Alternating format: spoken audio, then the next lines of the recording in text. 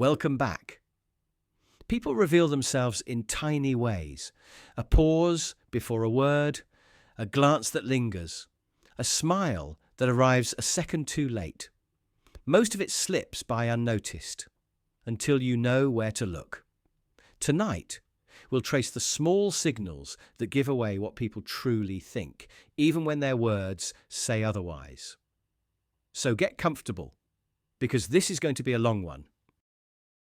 There's a tiny flicker before the words land, a blink, a dart, a pause, where their eyes tell you the truth, their mouth might edit.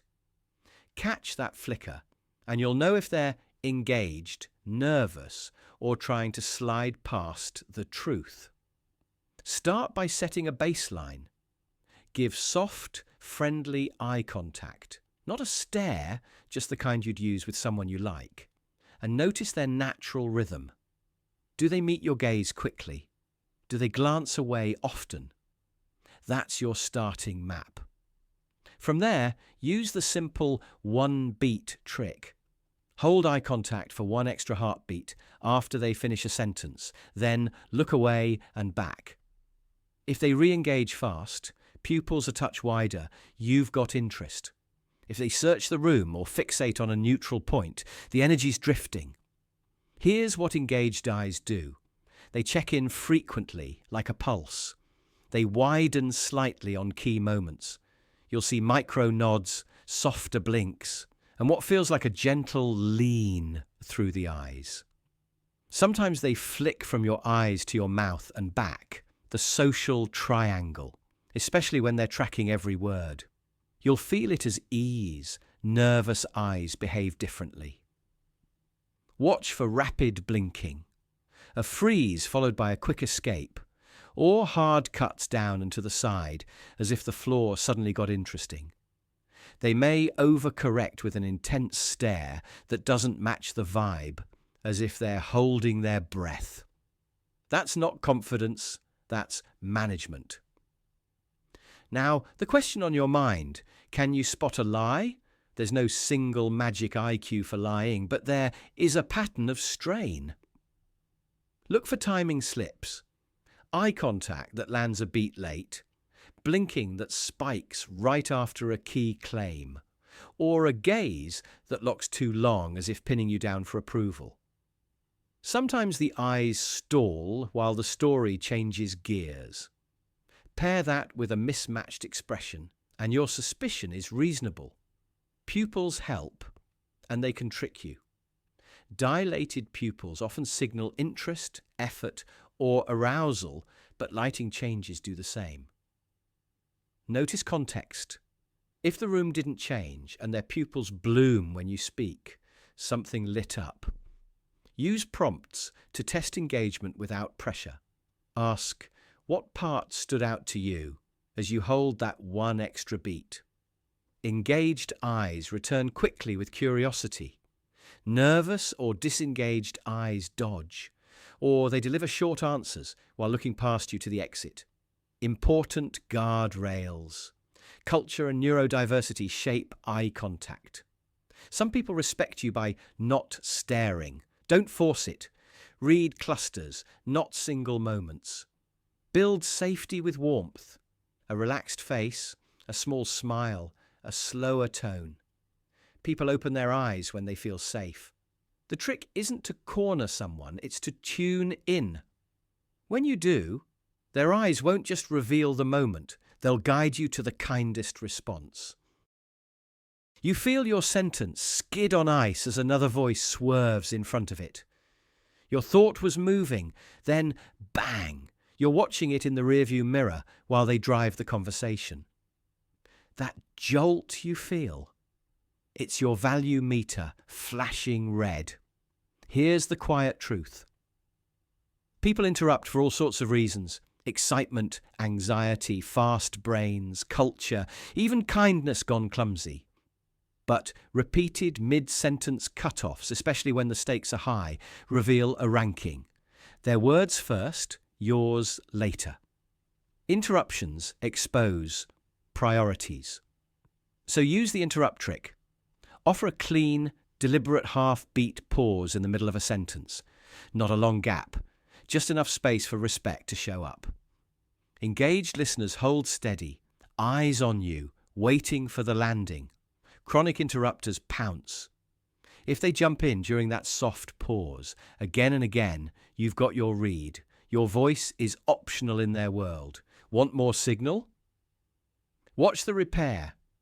Respectful people say, sorry, finish, and hand the floor back. Interrupters who don't value you keep talking, change lanes, and never return your thought. That's not conversation. That's control. How do you respond without starting a fight? First, bookmark your thought out loud. One beat, let me finish this idea. Then land it, short and clear. Follow with a warm handoff. I'm done, go ahead. You model the rhythm you want.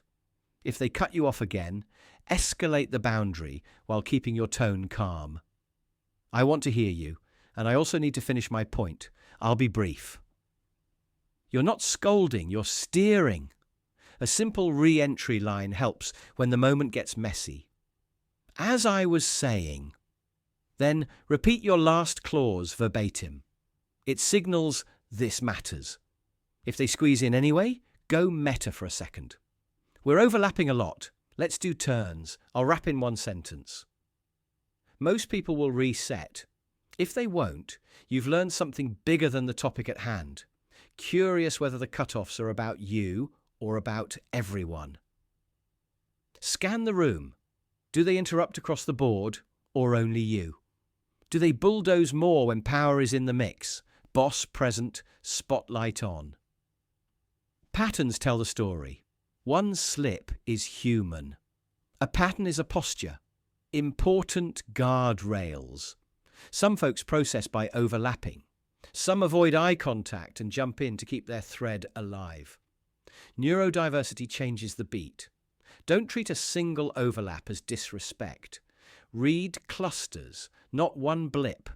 Still, your experience matters. If you feel consistently erased, believe that signal. Here's the real move. Protect your voice without poisoning the vibe.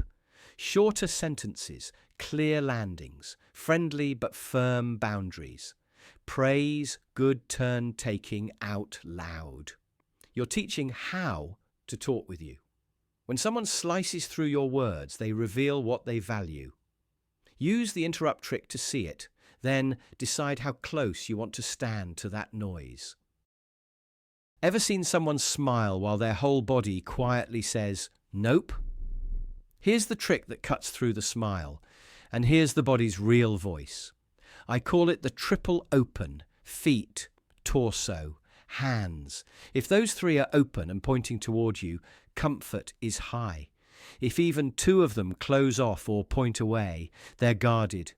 It's fast, it's subtle, and once you see it, you can't unsee it. Start at the bottom. The feet tell the truth first. Comfortable people forget their feet and let them point toward whoever they like. Their stance is natural, heels grounded, toes relaxed. Uncomfortable people leak escape plans through their shoes. Toes edge toward the exit. One foot angles away mid-conversation, or ankles tuck and lock under a chair. The body is whispering, I'd rather be over there. Now the torso, the center line. Think of the chest like a compass needle. When someone feels safe, they square up. Not puffed up, just aligned. The belly and heart face you. When they feel unsure, the torso angles. It's a half turn that says, I'm here, but not fully. In a chair, watch whether they sit deep and settle or hover on the edge like a runner in the blocks. Hovering isn't just energy. It's readiness to leave. Then the hands. This one is simple. Open hands mean open mind. You'll see palms flash as they talk, fingers loose, wrists free. Even if they don't gesture much, their hands rest where you can see them, on the table or relaxed on their lap. Discomfort hides. Hands vanish under the table, into pockets, or behind crossed arms. Fingers pick at sleeves, rub the neck, fiddle with a pen. Those little self-soothing moves are human, but they're also a quiet flair. I need comfort. Here's how to run the triple open in real time. Give it one calm scan, no staring. Ask something neutral, then glance down and back up. Feet, torso, hands, that's it. If all three are open, you've got green lights. If one closes, you might be touching a boundary. If two close, slow down, soften your tone, or change the topic. When all three close, don't push. Folks rarely hear you when their body is busy protecting them. How about when they're standing? The same rules hold. Feet aimed at you is interest. Feet aimed at the door is distance. The torso tells you where the heart wants to be, and the hands tell you whether the mind is open or shielding. You'll see comfortable people take up just enough space, not shrinking and not overblown. Uncomfortable people either collapse inward or go big to compensate. Chin up too high, arms folded high across the chest, elbows flared. One says, "Hide me." The other says, "Don't come closer." And here's the twist. Sometimes comfort shows up after a beat. Watch for the settle. Someone might start angled away, then little by little, the feet drift toward you, the torso squares, the hands unclench. That shift is gold. It means your presence just turned from maybe to yes. You earned trust without a single magic word. Want a quick test you can use anywhere? Offer a tiny pivot. Physically rotate a few inches, or slide your chair a touch to the side, as if you're opening a little lane between you. If they follow, feet re-aim, torso realign, hands relax. You've invited comfort, and they accepted. If they hold their ground, keep that gentle lane. You've just made space, and space is how people feel safe. What about mixed signals? Say they're smiling, nodding, even laughing, but their feet stay locked toward the door. Believe the feet. Or they're facing you squarely, but their hands keep vanishing and reappearing under the table. That's partial comfort. You can help by giving them something small to hold or look at. A menu, a notepad, a photo on your phone. So their hands have a job and don't need to self-soothe. Remember, this trick isn't about catching someone. It's about caring enough to listen to the part of them that's honest before words. When you see closed feet, angled torso, hidden hands, you don't attack, you adjust. You lower your volume, you slow your pace. You give an out, like, we can circle back if now's not a good time. Their body hears that kindness. And bodies, like skittish horses, relax when the rider stops pulling the reins. Feet, torso, hands, the triple open. It's simple, it's fast, and it's surprisingly generous. Because when you tune into someone's comfort, you make them feel seen. And when people feel seen, they open. And when they open, you finally hear the real story without them having to say a single extra word. Lean in for a second, because the part people try to hide usually slips out in the way their voice moves, not in the words they pick. If you've ever heard someone say "sure" and somehow felt a sting, that wasn't imagination. That was tone talking, and tone rarely lies. Here's the trick. Stop transcribing what they say in your head. Start listening like you're listening to a song. Not the lyrics, the beat, the feel, the shape. Ask something simple and neutral, then a small ask that touches you. It could be as basic as, "How's your day going?" followed by, "Could you look at this for me?" Now don't rush. Give a little space between those two. In that space, their true reaction gathers itself. When they answer, clock the shift in sound, that little drop in pitch, that extra breath, that sharper edge at the end of a word. Those are the tells. Irritation tightens. You'll hear the voice get narrower, like it squeezes through a smaller straw. Words come out clipped. Stops are crisp. There's a flat, downward finish, like a door shutting. Even if the words are polite, the energy says, "Not now."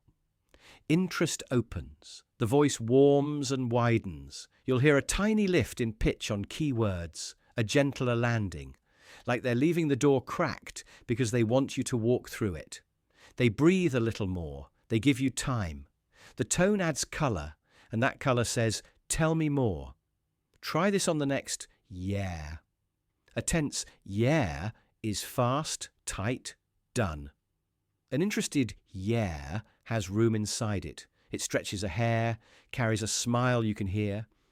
If you're not sure which one you heard, rewind in your mind and ask, did they speed up to get past me or slow down to meet me? Speed is escape. Pace is attention. There's a second layer too, inflection. Downward endings usually signal certainty or closure. It can be calm authority, or it can be a quiet pushback that says, "We're finished."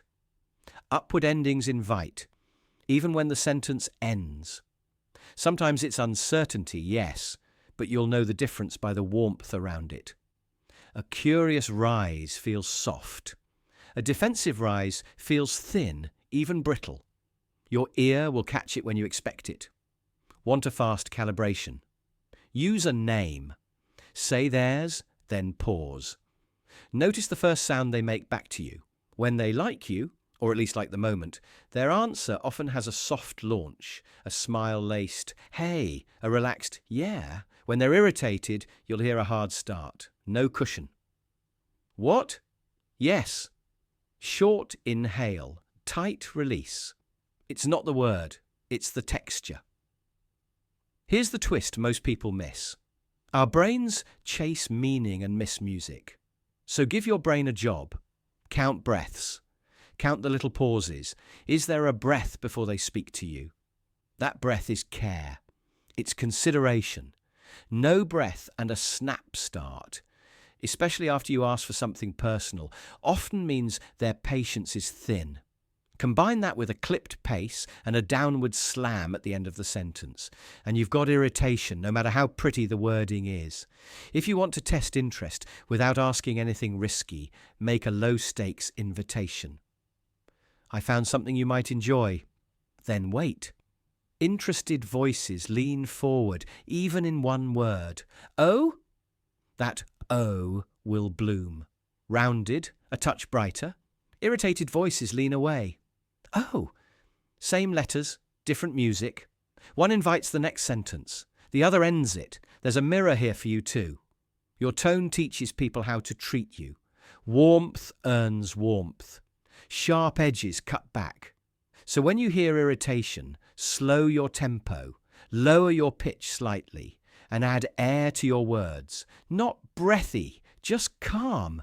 You're signalling I'm a safe place, not another demand. When you hear interest, keep the door open. Match their pace. Let your words land softly, then lift. That lift is a subtle yes to connection. A quick caution. Don't judge on a single moment. Fatigue, background noise, stress, they bend the sound. Look for patterns. 3 or 4 interactions tell the truth better than one. So, what do people really think of you? Ask your ears.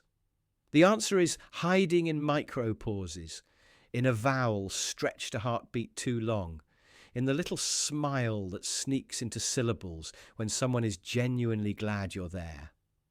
Words decorate the surface. Tone points to the core. Listen to the music, and the meaning will introduce itself.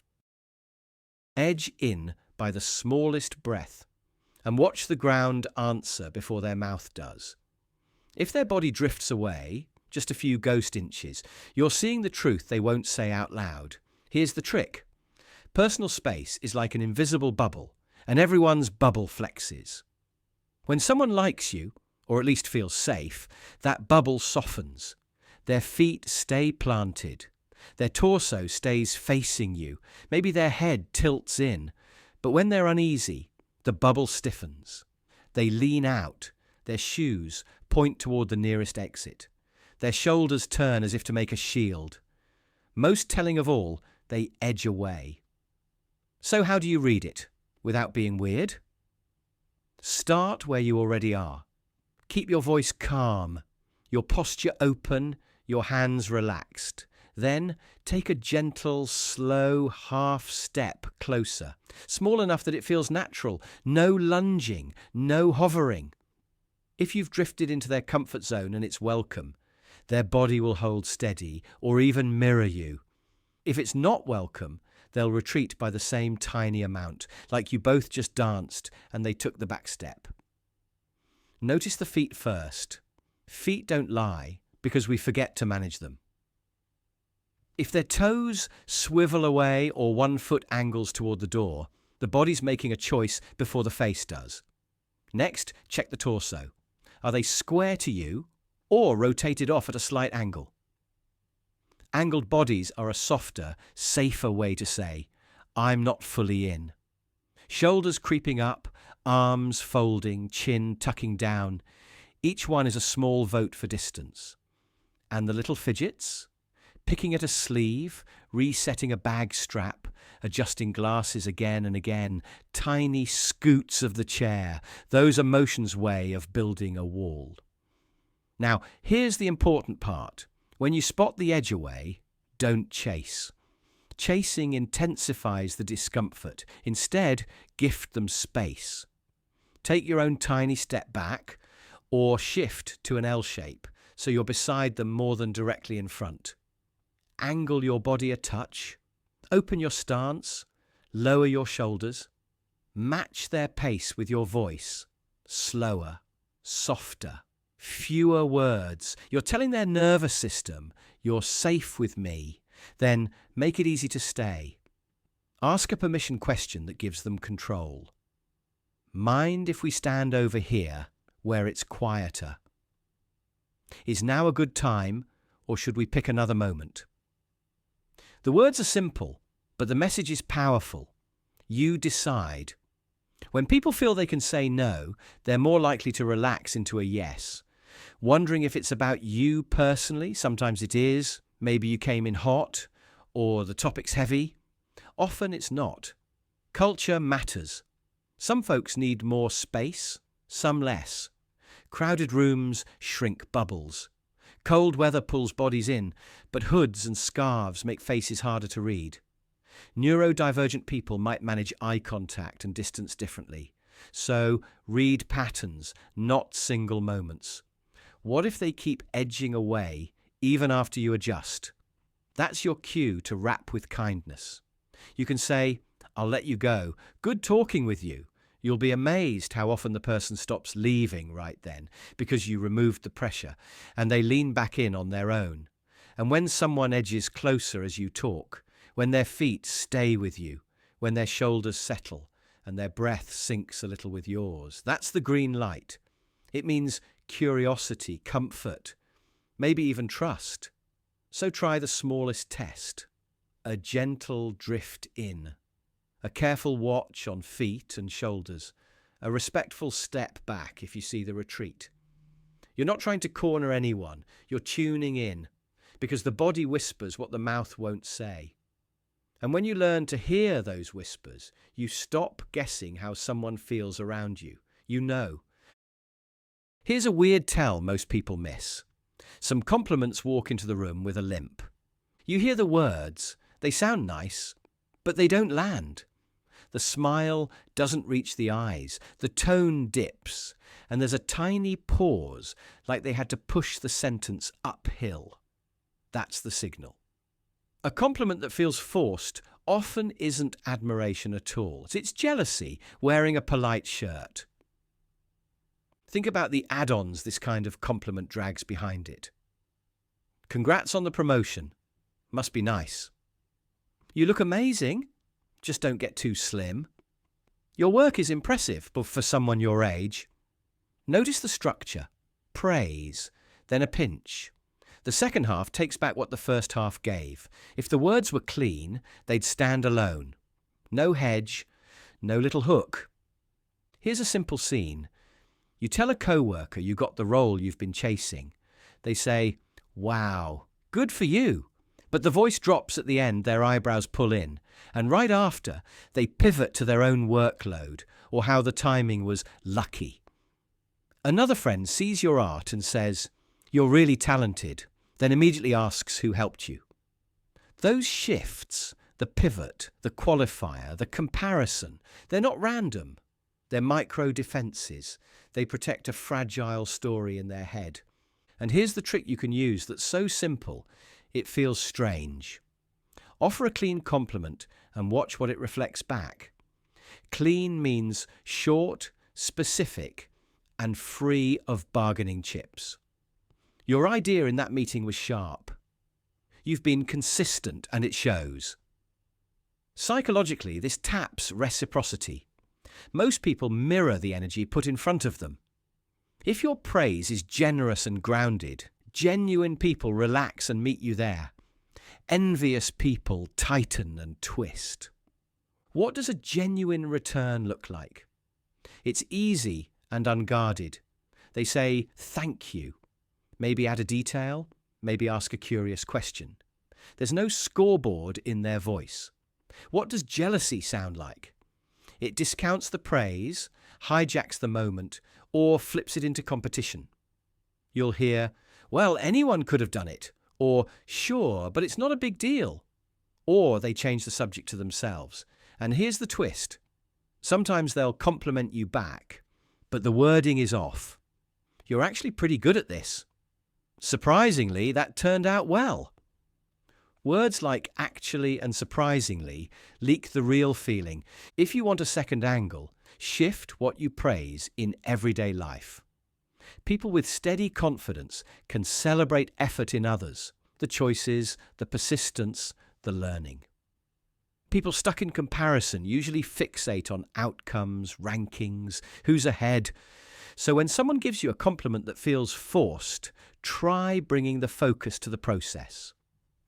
"Thanks, I've been practicing every day." Confident people nod and engage. The jealous often minimize that effort or imply it doesn't count. This distinction lines up with a simple psychology insight. Praise grounded in effort encourages real growth, while praise hooked on status keeps people chasing validation. Now, a quick gut check. Are we reading too much into one moment? Maybe. That's why you look for patterns. One compliment that limps could be a bad day. 3 in a row across different wins starts to tell the truth. Watch for timing. Do their warm words show up when you're down, but cool off when you're up? Watch the aftertaste. Do you feel seen or subtly smaller? A few cues help you sort it cleanly. First, listen to the breath before the praise. A forced inhale can mean they're bracing.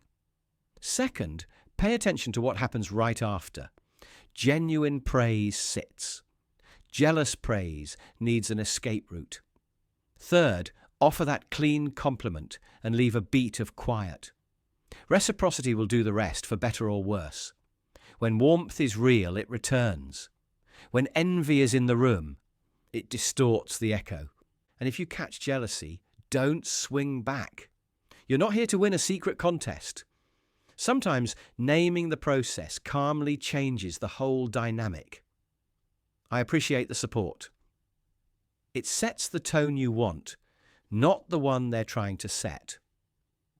Over time, consistently complimenting what people can control, their effort, their integrity, their follow-through, makes your circle safer and your radar sharper. So remember the compliment trick. Offer praise that's clean, no trade, no spin, and notice what comes back. Real admiration feels light. It breathes, it stands on its own. Jealousy tries to smile while hiding its teeth. When a compliment limps, you've learned something, and that knowledge protects your energy, your boundaries, and your victories. Picture a velvet glove with a cactus tucked inside.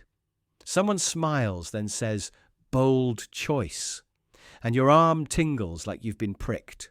It looks like kindness from a distance. Up close, it stings. That's the sarcasm trick. Contempt dressed as comedy.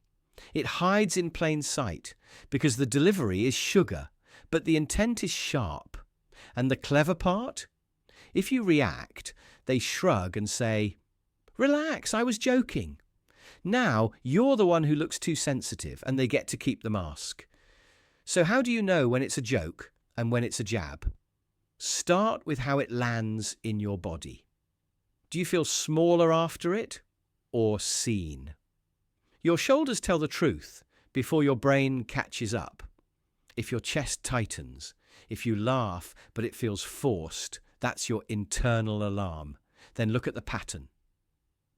Playful teasing lifts the room, and both people laugh. Sarcasm with contempt drops the air and hands the audience a script. Let's laugh at you. If they look around to see who's in on it, if the smile shows more on the lips than the eyes, if there's a little head tilt like they're above you, you're not imagining things. That's status signaling. That's "I'm up here and you're down there." Listen for the phrases that carry the knife. "Must be nice." "Wow, look who decided to show."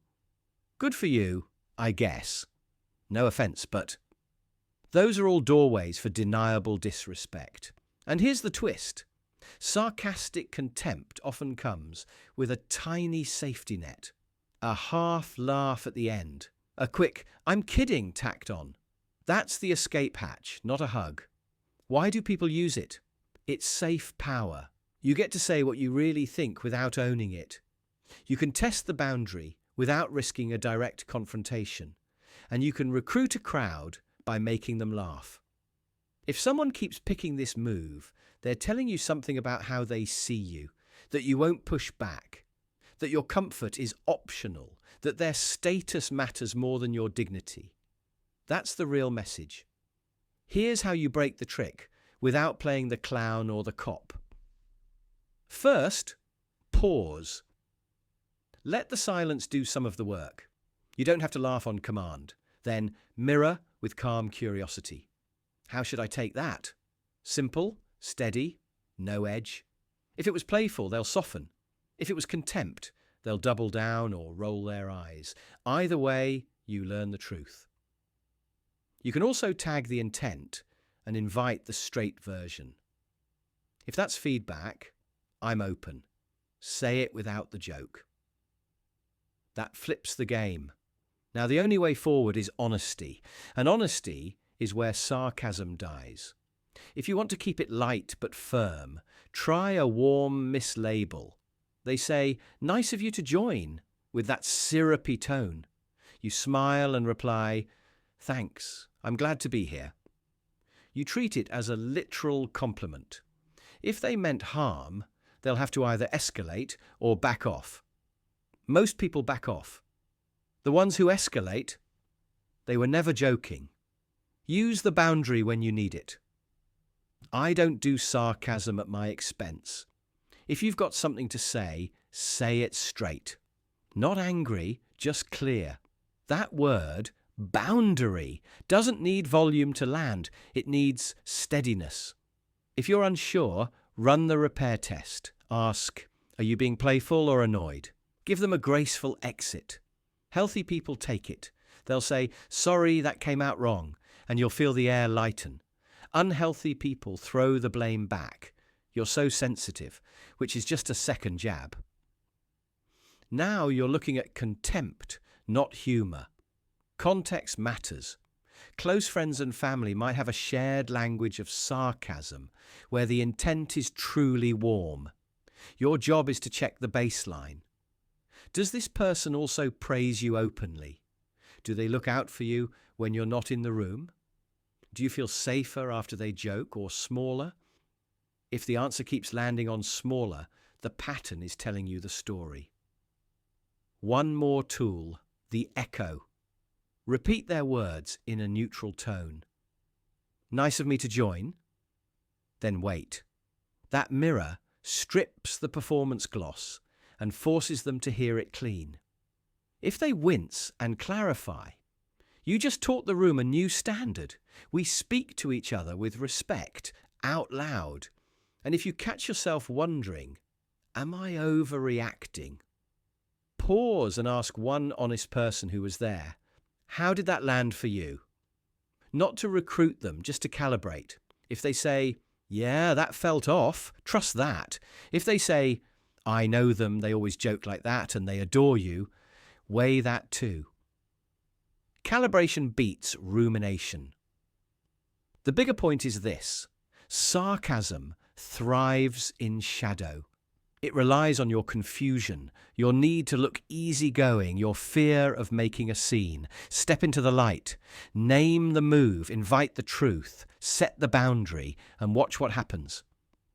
People who value you will meet you at respect. People who don't will show you quickly, and that's a gift. Clarity beats harmony when harmony is fake. So the next time you hear, wow, someone's ambitious, with that silky edge, breathe, smile if you want, then choose your play. The mirror, the literal compliment, the invitation to say it straight, or the clean boundary. You're not being difficult. You're refusing the disguise, because under the velvet glove is a cactus. And once you see the spines, you'll never brush past them blindly again. Hold your phone like a mirror, then flip it. Now you're reading someone else's reflection, not their face, their feed. Because the fastest way to see who someone wants to impress isn't to ask them, it's to watch what they publish when they think no one's really noticing the pattern. Here's the trick. Don't just look at a post and judge it. Ask one question as you scroll. Who is this meant to impress? Not who could see it, who it's aimed at. When you do that, the noise falls away and the intention pops into focus. Look at the last 9 posts, not the best ones, the recent ones. People reveal themselves in the routine, not the highlight. If those posts are polished wins, promotions, podium shots, screenshots of praise, you're probably seeing someone trying to impress a professional circle, colleagues, gatekeepers, clients. Notice the words they choose: industry slang, mentor shout-outs, strategic gratitude. It's status language wrapped in politeness. If the feed is travel sunsets, rooftop drinks, and aesthetically perfect plates, the audience shifts. That's peer approval. It's the friend group, the old classmates, the people who measure life in experiences. The message is, see me, see my life, see my taste. It's not random. It's a broadcast to a tribe that speaks in places and vibes, quotes and books with tidy captions. That's a different performance. It says, I'm thoughtful, I'm informed, I'm part of a smart circle. The imagined audience is teachers, thinkers, would-be mentors, maybe even an old rival they want to outgrow.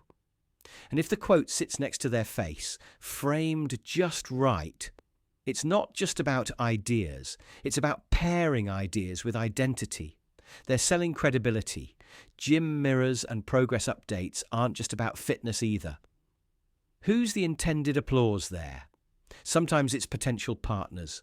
Sometimes it's same-gender competitors. Sometimes it's a future self they're trying to impress first. Watch the caption. If it's numbers and form talk, they want respect from lifters. If it's energy, consistency, and you've got this, they're courting the crowd that loves discipline and motivation. Same photo, different audience. Charity posts, volunteering, activism, they matter. But look at the ratio. If the cause is centered, the audience is the cause. If their face and outfit are centered, the audience is their circle. And the message is, I'm the kind of person who cares. That's a status move inside a value-based group. Virtue is the currency. Approval is the reward. Memes and inside jokes? That's the home crowd. The group chat made public. The goal is belonging, not reach. If every joke needs explanation, they're trying to stretch into a cooler room. If it lands without context, they're already in that room and they know it. Now, pay attention to the line between the feed and the story. The feed is the museum. It's curated, permanent. That's where they place what they want judged. The story is the kitchen. It's messy, fast, and gone. If everything vulnerable goes to stories and everything polished goes to the feed, they fear long-term judgment from the people they're trying to impress. Fleeting truth. Permanent brand. Look at tagging. Tagging up. Always tagging higher status people, big accounts, fancy venues. That's a proximity flex. It says, look who I know, look where I am.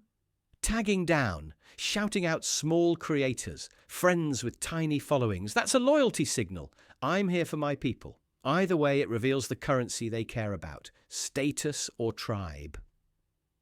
Notice pronouns.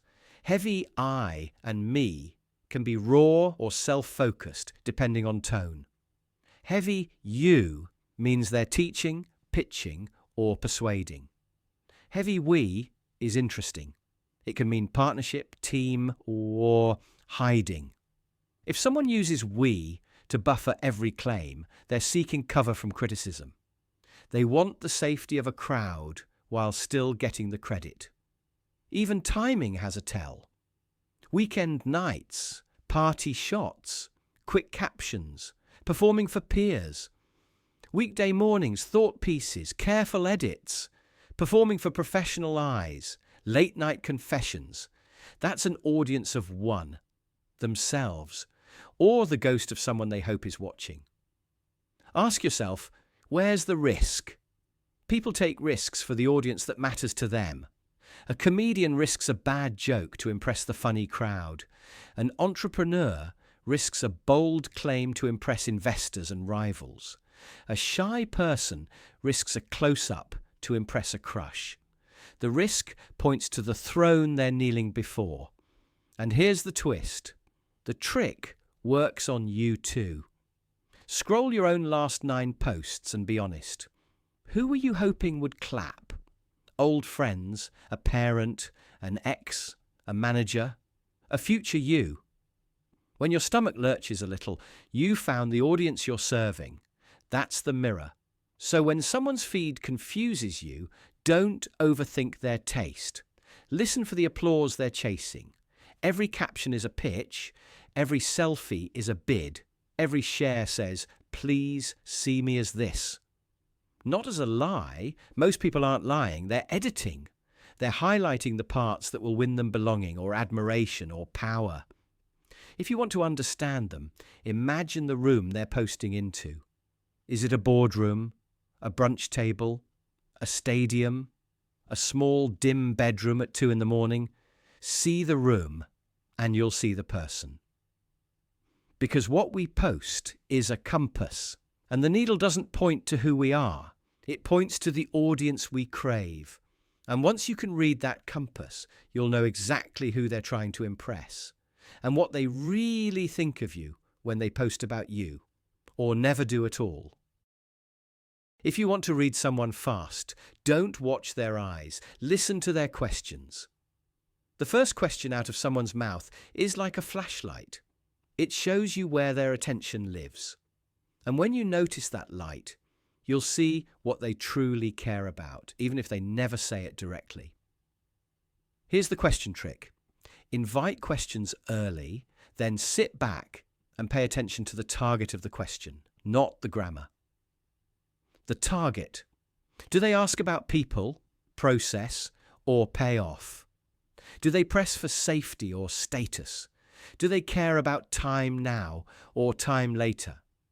Each choice whispers a value. A manager says, what metrics will we hit by next month? That's short-term payoff, useful. But if their next question is, how will this affect the team's workload? You've got a people-first layer under a results frame. When results and people show up together, you're looking at balance. That's a good sign.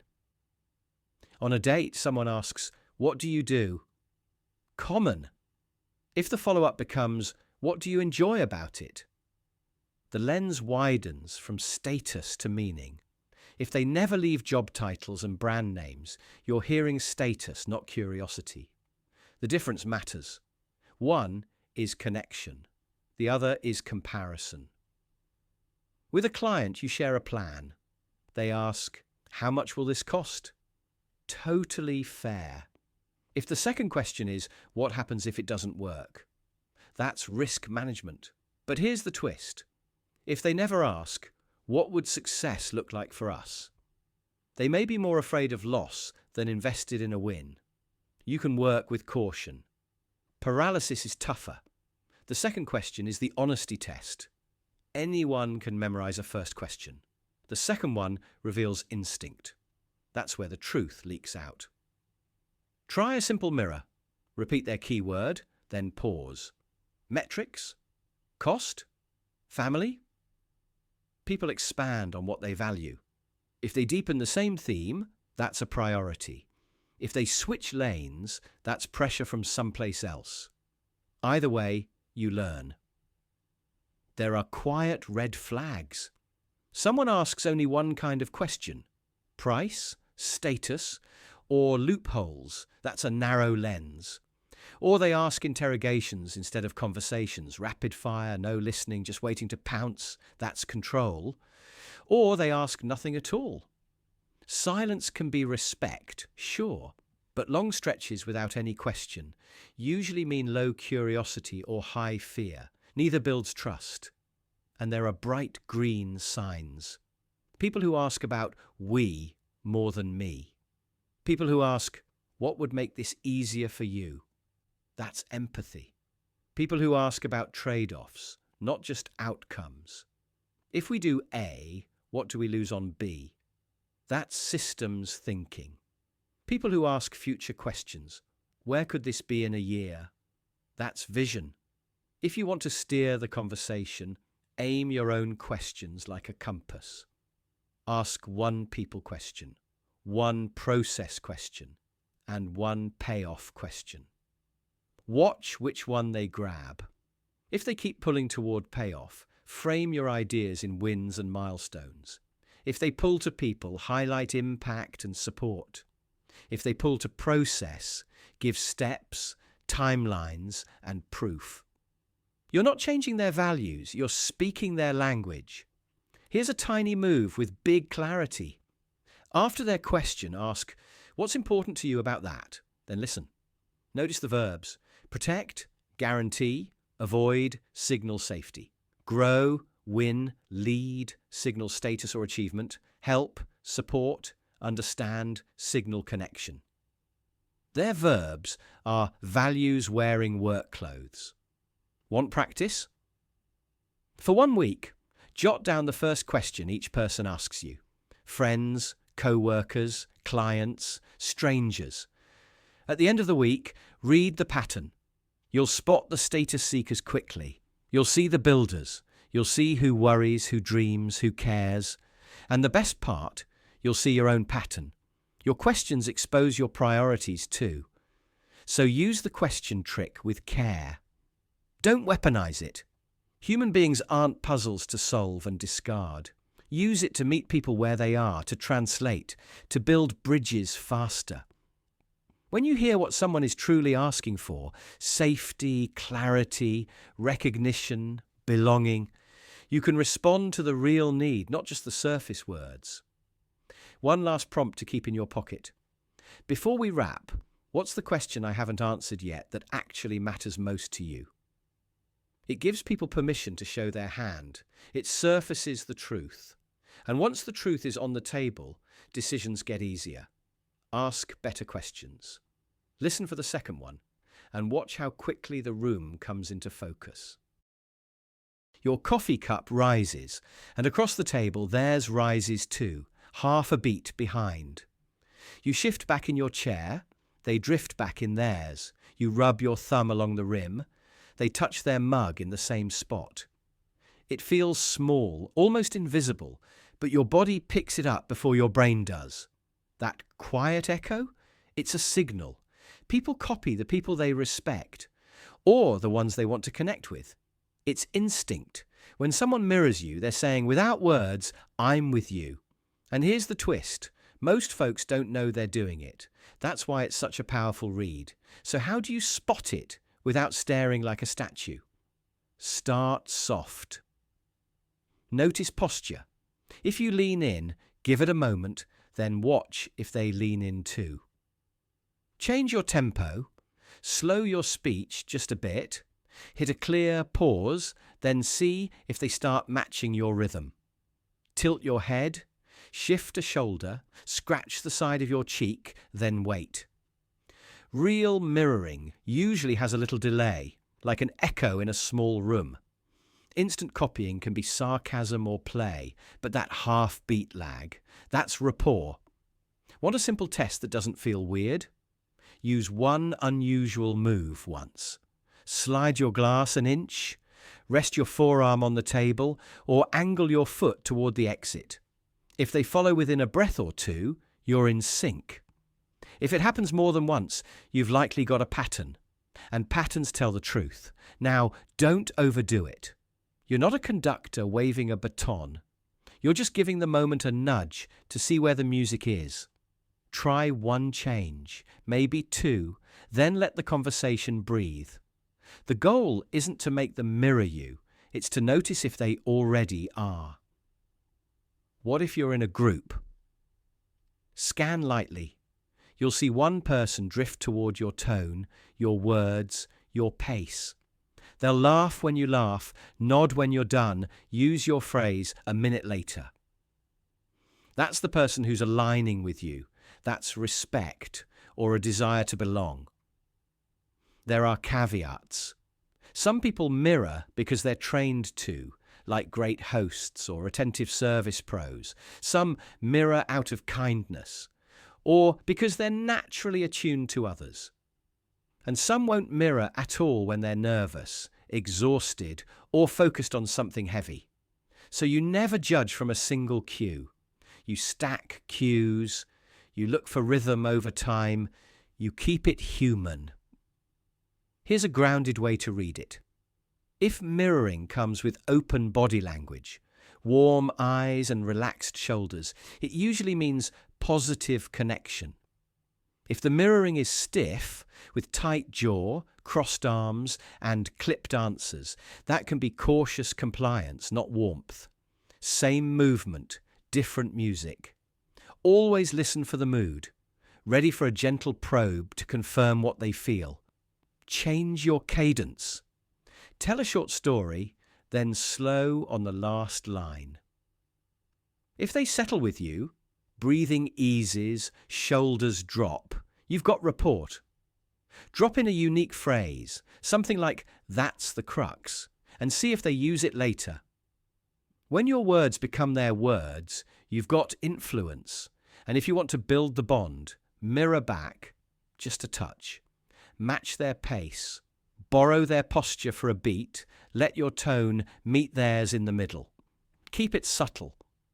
Authentic mirroring says, "I see you." It doesn't shout, "I'm copying you." So remember the simple core. When people imitate your movements, they're signaling respect or a wish to connect. It's quiet, soft, and incredibly honest. Watch for the beat, the delay, the pattern. Trust what your body notices even before your mind labels it. And when you see that echo, smile, soften your shoulders, let the moment land. You've just heard the truth behind the words. Count to 3 in your head. 1, 2, 3. And watch what happens in a room. The first person who breaks the quiet is showing you something they probably don't say out loud. They believe they're steering. Here's the simple idea. Who makes the first move reveals who feels in control. Not who has the official title, not who's loudest, but who feels safe taking the wheel. It's a feeling of authority, of comfort with uncertainty, and people telegraph it without realizing. Think about a handshake. 2 people approach, micro smiling mid-step. The one who extends their hand first sets the tone, warm and confident, or rushed and needy. Think about doors. You reach the same doorway. You both hesitate. The one who gestures, after you, or the one who strides through. Each move frames the moment. Even a text message counts. After a meeting, Who texts first to confirm next steps? That first ping says, I'm comfortable being seen taking initiative. Not better, not worse, just a tell. Now, here's the reframe. This isn't about being pushy. It's about understanding the frame. First moves don't guarantee actual power. They reveal perceived power. And once you see it, you can read people more accurately and choose your own move on purpose. Let's put it in a mini scene. You're walking into a negotiation.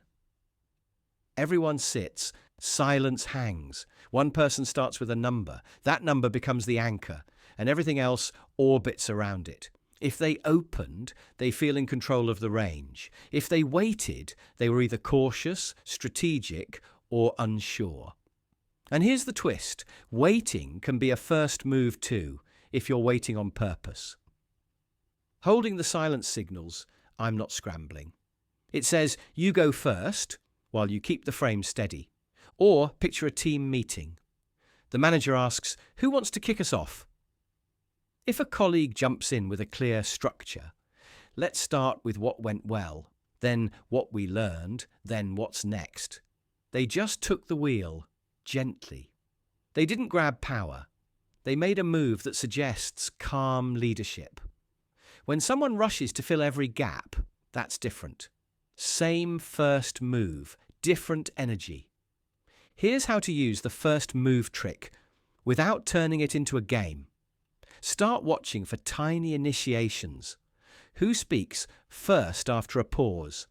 Who names the topic? Who suggests the order? Who offers the first solution? Who asks the first question?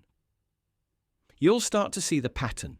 First movers tend to feel safe, and safety reads as leadership. Psychologically, we read first moves as signals of agency and certainty, cues that reduce ambiguity, so our brains lean toward that person's frame. And if you want to signal calm control yourself, go small and steady.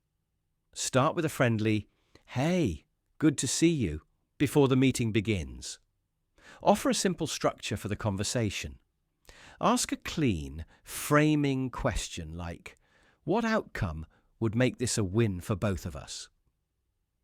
When numbers matter, place the first marker carefully, then slow down and listen. You're not trying to dominate, you're setting a clear path so others can walk with you. Even your pace is a move. Slower voice, longer breaths, a glance that says, we've got time. There's a flip side too. If you want to see what someone really believes about their standing with you, create a small space and don't fill it. Pause after a greeting. Give them the chance to ask the first question. Wait at the doorway just a beat and notice what they do.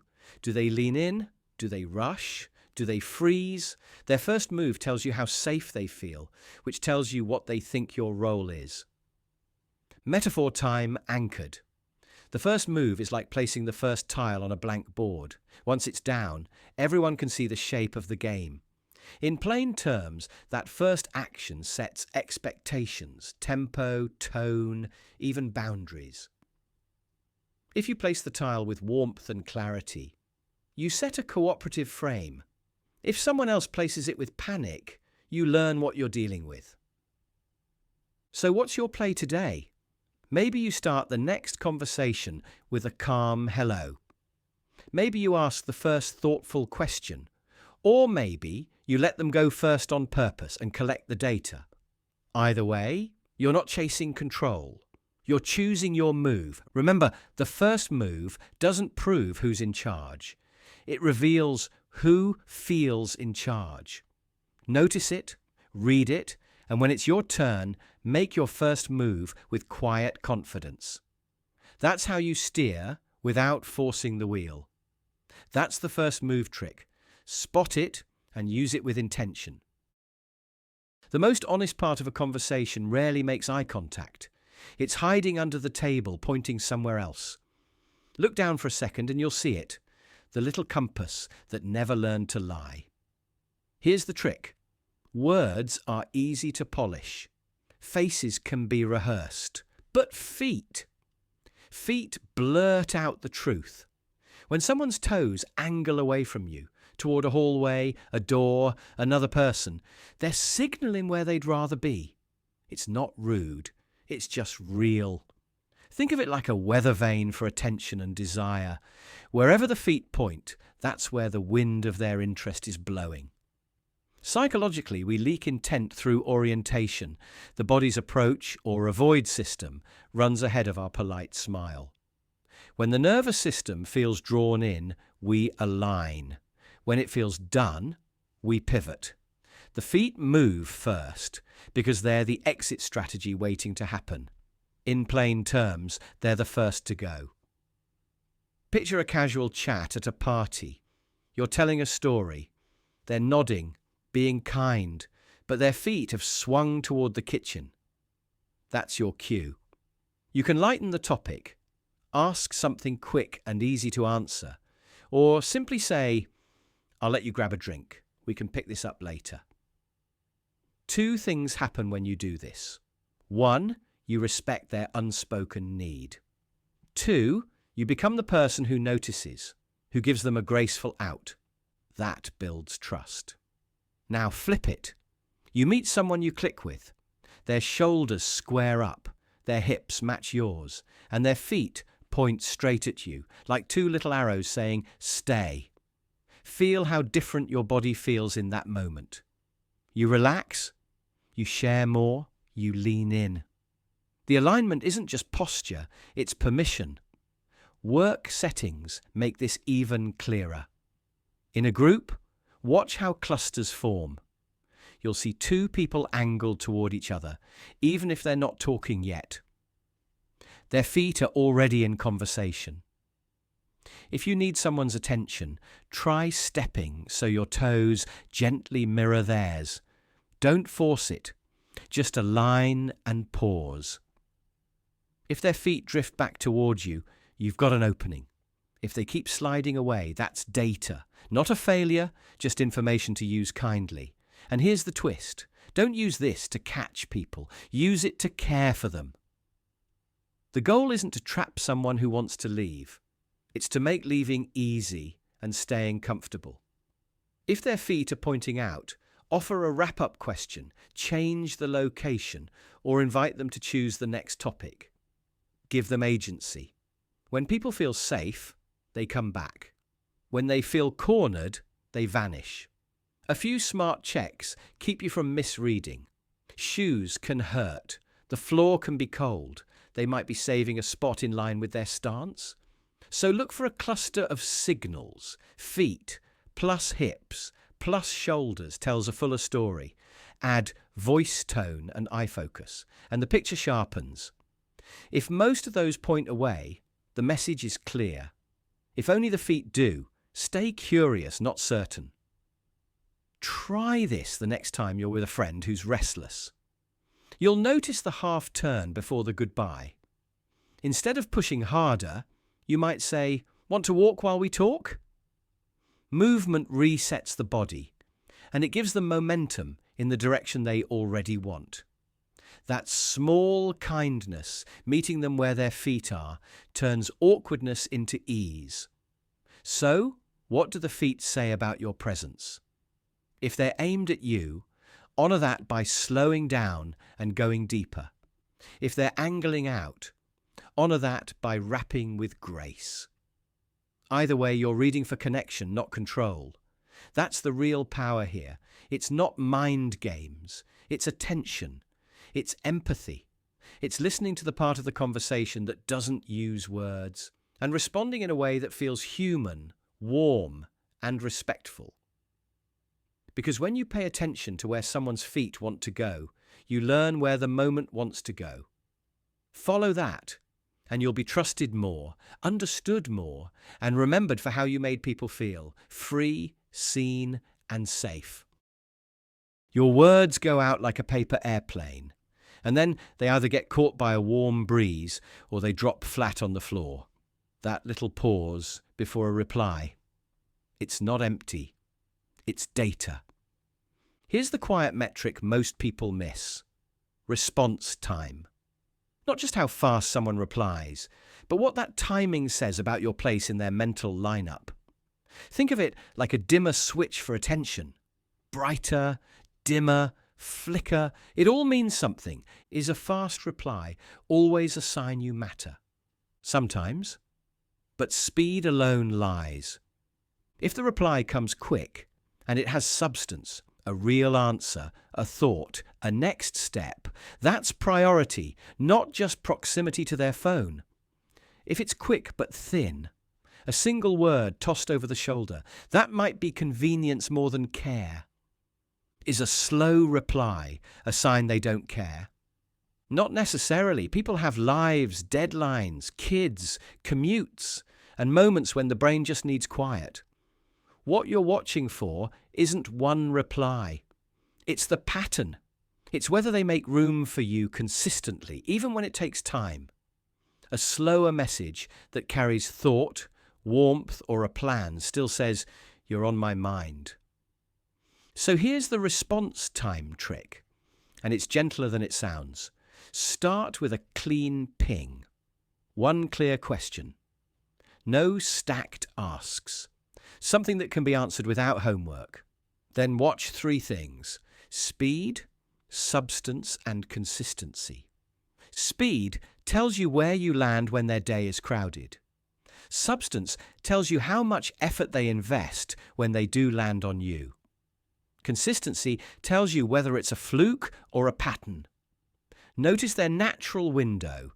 Some people are morning responders, others do an evening sweep. Some treat text like a knock on the door, others treat it like mail. If you match their window and they tend to meet you there, that's respect.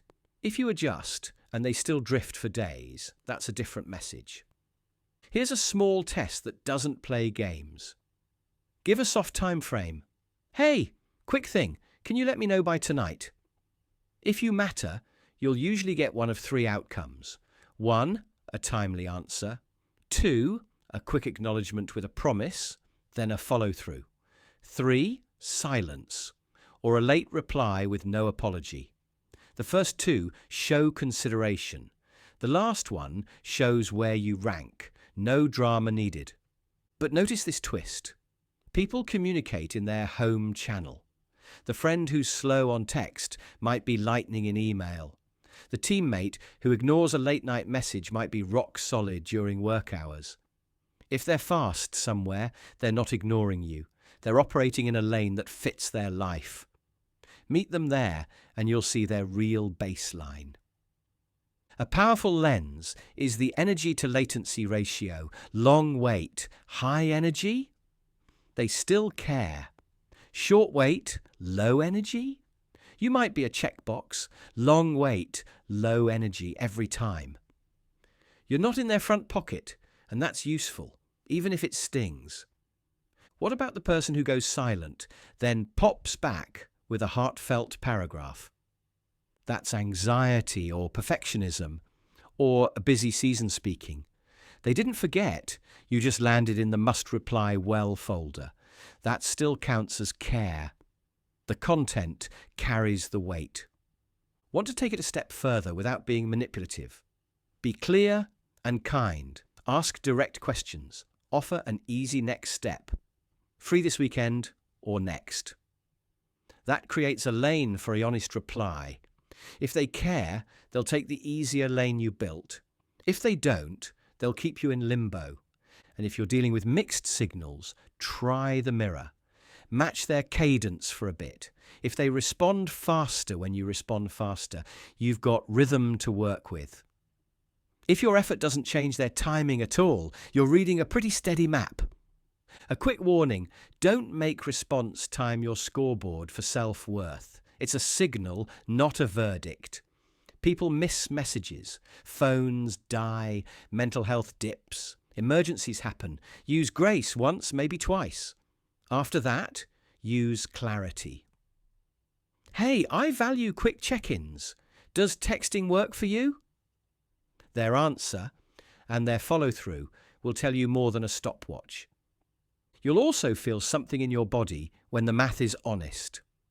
With the right people, delayed replies don't spike anxiety because the pattern feels steady.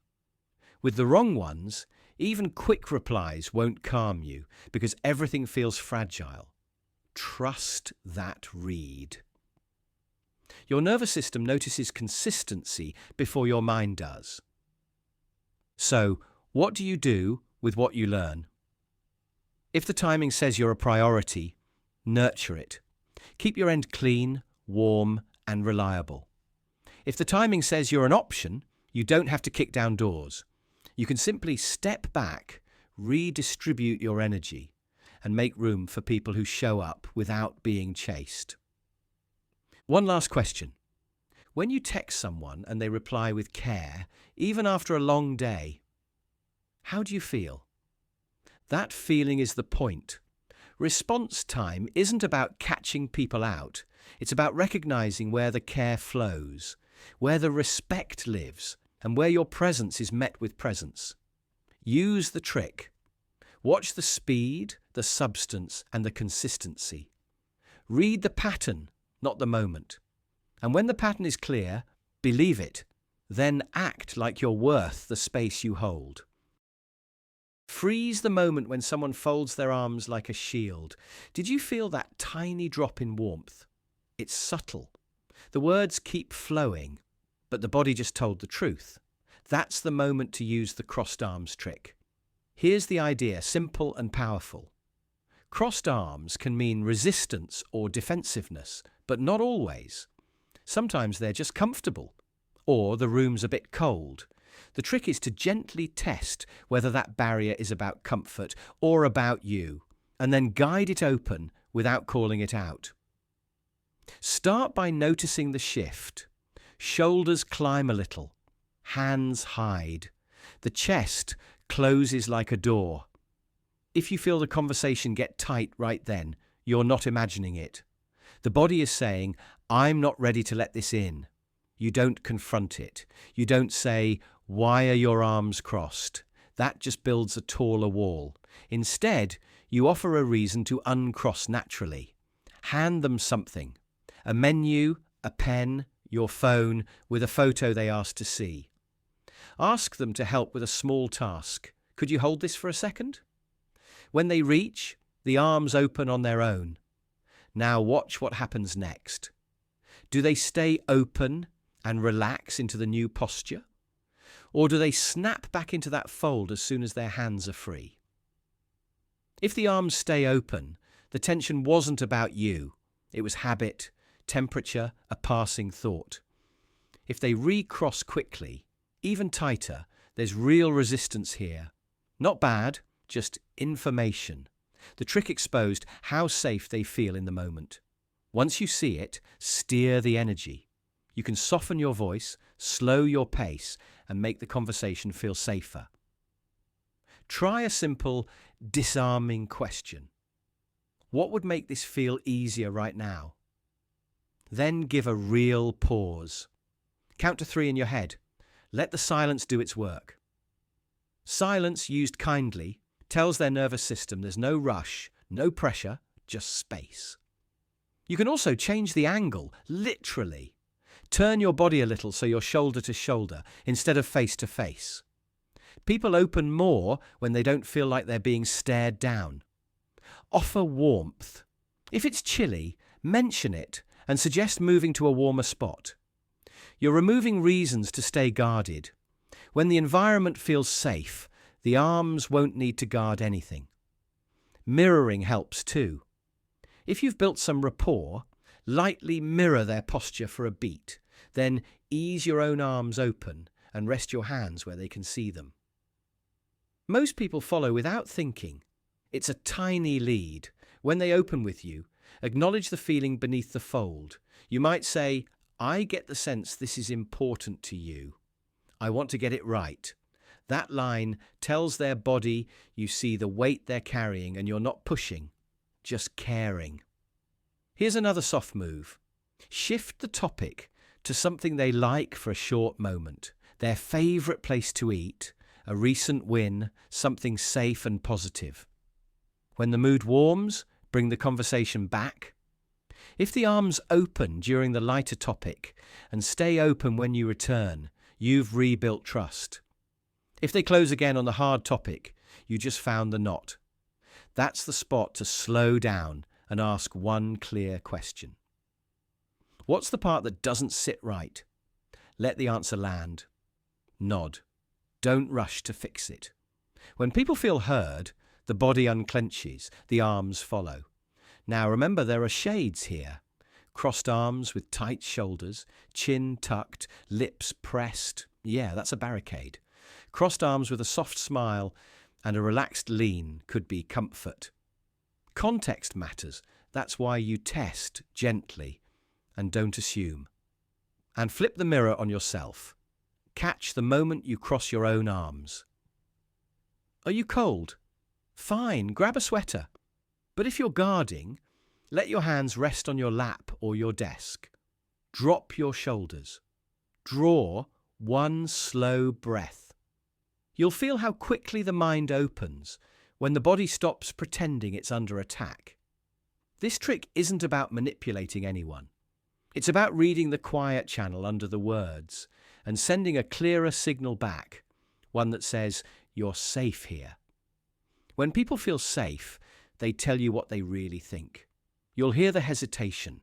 You'll hear the truth they were holding back, and you'll know exactly where to lean in with care. So the next time you catch that fold, mid-meeting, on a date, at a family table, don't panic. Offer a simple reason to uncross. Watch what returns. If the barrier stays up, slow down and meet the feeling, not just the topic. If it drops, keep the space warm and honest. The body speaks first. When you learn to listen, you'll hear what the words can't say. And when you answer with warmth, you'll watch those arms fall open on their own, because the person behind them finally feels truly safe. Your name is a tiny doorbell. When it rings, your attention opens instantly.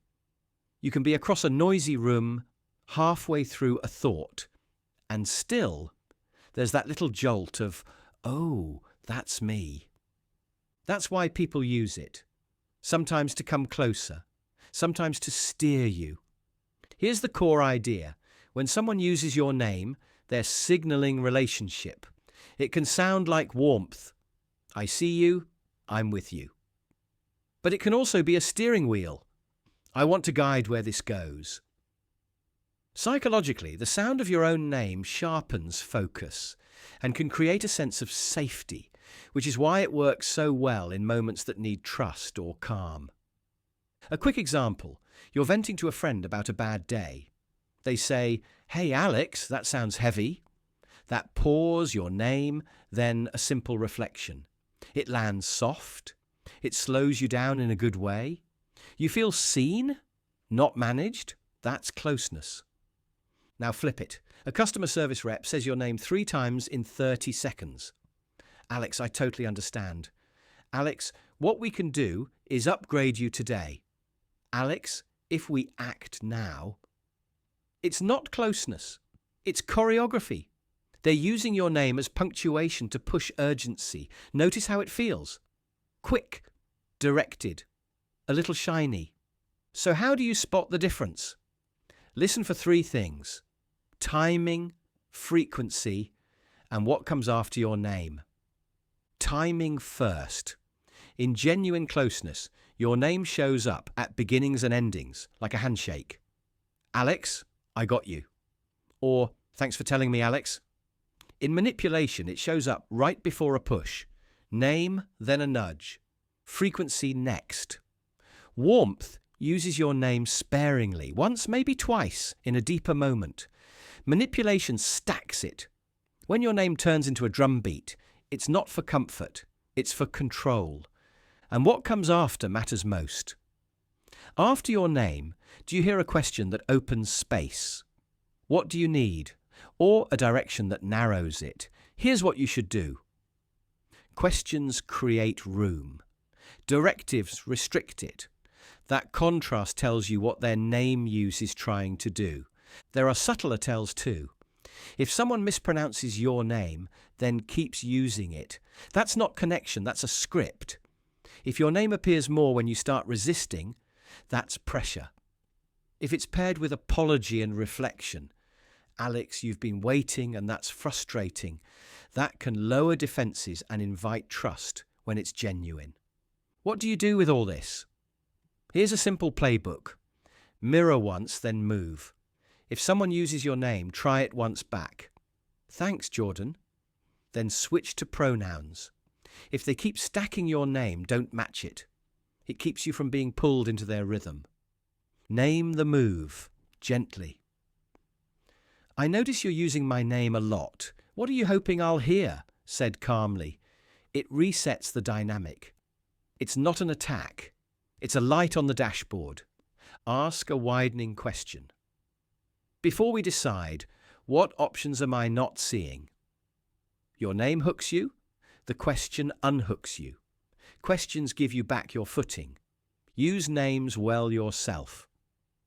A quiet Maya, I'm here, at the start of a hard talk. A small thanks, Devin, at the end of a favour. Save it for doorways, moments that open or close, rather than wallpapering every sentence. When you use a name with care, it sends a message. I'm choosing connection over routine. And here's the twist. This isn't about catching people in the act. It's about noticing the current you're standing in, warmth or push, and choosing how you swim. Sometimes you'll welcome the closeness. Sometimes you'll slow the pace and set a boundary. Both are forms of respect for them and for you. So watch how it lands in your body when your name rings that tiny doorbell. Do you feel softer, more open, or slightly cornered? Do you sense invitation or instruction? Your name can be a bridge, or it can be a lever. If you pay attention to the timing, the frequency, and the words that follow, you'll know which one you're being handed, and you'll know whether to step across or step aside. It's wild how a single word can turn a sweet sentence into a tiny blade. You hear something nice, you relax for half a second, then comes the sting, and your gut says, wait, what was that? That, right there, is the backhanded compliment, and it's one of the easiest ways to see what someone really thinks of you. Listen for the hinge words. Actually, for someone who, not bad, surprising, didn't expect you to. Those little pivots flip the sentence. You're actually pretty smart. That suit looks good on you, for someone your height. Not bad, considering. The sugar is up front. The truth is in the tail. Why do people do it? Sometimes it's clumsy phrasing. They're nervous, they fumble, they don't know how to be warm without a joke. But often it's a status test, a gentle push, a way of saying, I'm up here, you're down there. In dating, it's called a neg. At work, it's disguised as feedback. Among friends, it's framed as humour. The package changes, the pressure is the same. So here's the trick. Don't fight the words. Expose the intention. First, catch the pivot. When you hear the hinge, actually not bad for someone who don't respond right away. Go quiet. Breathe. Let the silence open a little space. That pause is powerful. People rush to fill it, and what spills out next is often their real opinion. Then ask a clean, curious question. What do you mean by actually? Keep your tone calm, almost soft. No sarcasm, no edge. You're not attacking the person, you're shining a light on the word. If it was an accident, they'll soften. They'll say, oh, sorry, I just meant you're great. If it was intentional, they'll double down, they'll defend, they'll smirk. They'll say, well, I'm just being honest. There's your tell. You can also mirror the jab back to them, short and simple. Not bad, then stop. That rising inflection forces them to elaborate. Watch their face. Do the eyes dart? Does the smile tighten? Do the shoulders shrug? Micro reactions show where the mask slips. Here's another move. Make it literal. If someone says, you actually did a good job, you say, thanks. What made you say actually? If they answer with a genuine reason, I knew you were slammed and still delivered. That's a clumsy compliment.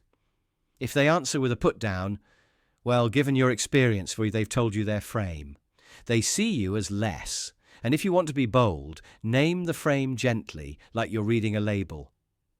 That kind of sounded like a compliment with a little sting. Then let it hang. Most people aren't used to hearing the dynamic named out loud. If they care about you, they'll recalibrate. If they don't, they'll reveal themselves.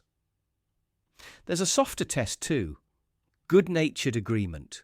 Agree and amplify, lightly. Someone says, not bad for you, and you smile, right? Next time I'll aim for shockingly brilliant. Then you watch. Do they laugh and meet you? Or do they push again? Try to reassert the jab. When you don't take the bait, the real motive shows. Some backhanded compliments come dressed as concern. You're brave to wear that. You're so outspoken, risky in our industry.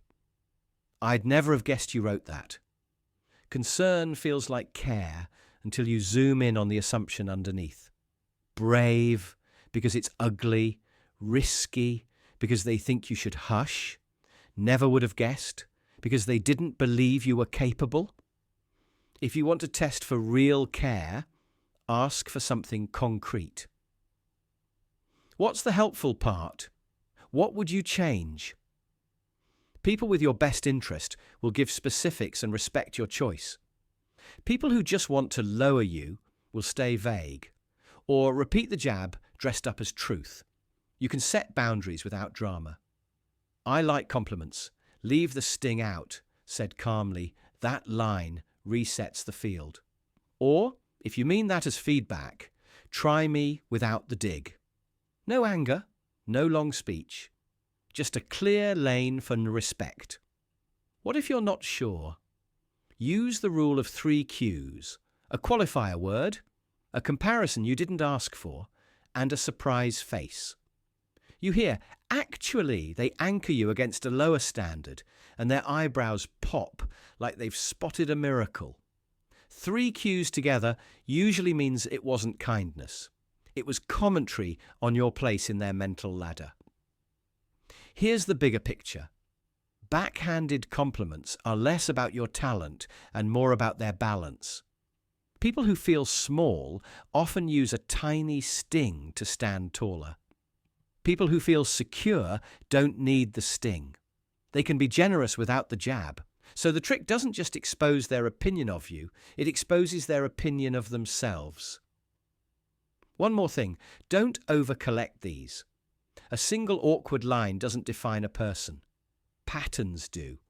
If you hear it once, give grace. If you hear it twice, test. If you hear it again and again, believe it. Because real friends lift.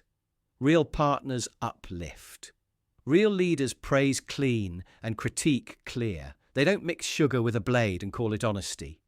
So the next time you hear that little hinge word, actually for someone who, not bad, treat it like a door. Open it, let them walk through and show you who they are. And when they do, trust what you see. Your time, your energy, your self-worth. Those are not places for hidden stings. They're places for people who can say one simple sentence without a hook at the end. You did great. Here's a quiet insult you hear all the time, but almost nobody calls out. I'm so busy. Sounds harmless, even admirable, but when it becomes someone's default line with you, it's not a schedule issue, it's a status message. It's a ranking. Think about the last time you reached out and got that line again. No time, no specifics, no counteroffer, just a haze of crazy week. You felt brushed off, but you weren't sure if you were overreacting. You weren't. When busy shows up on repeat, it tells you exactly where you sit on their priority list, near the bottom. Now, we all have hectic seasons. Real busy is a thing. That's not the point. The point is pattern. People who value you still make clear moves. They say, I can't today, but let's lock Thursday afternoon. They give a time window. They propose a next step. They keep the loop tight. It's the vagueness that gives the game away. Let's circle back. We'll figure it out. Then silence. That's not busy. That's a soft no dressed as politeness. Why do people use the always busy trick? Status. Busyness has become a modern badge of worth. If I'm slammed, I must be important. And sometimes, sure, folks are overwhelmed or conflict avoidant.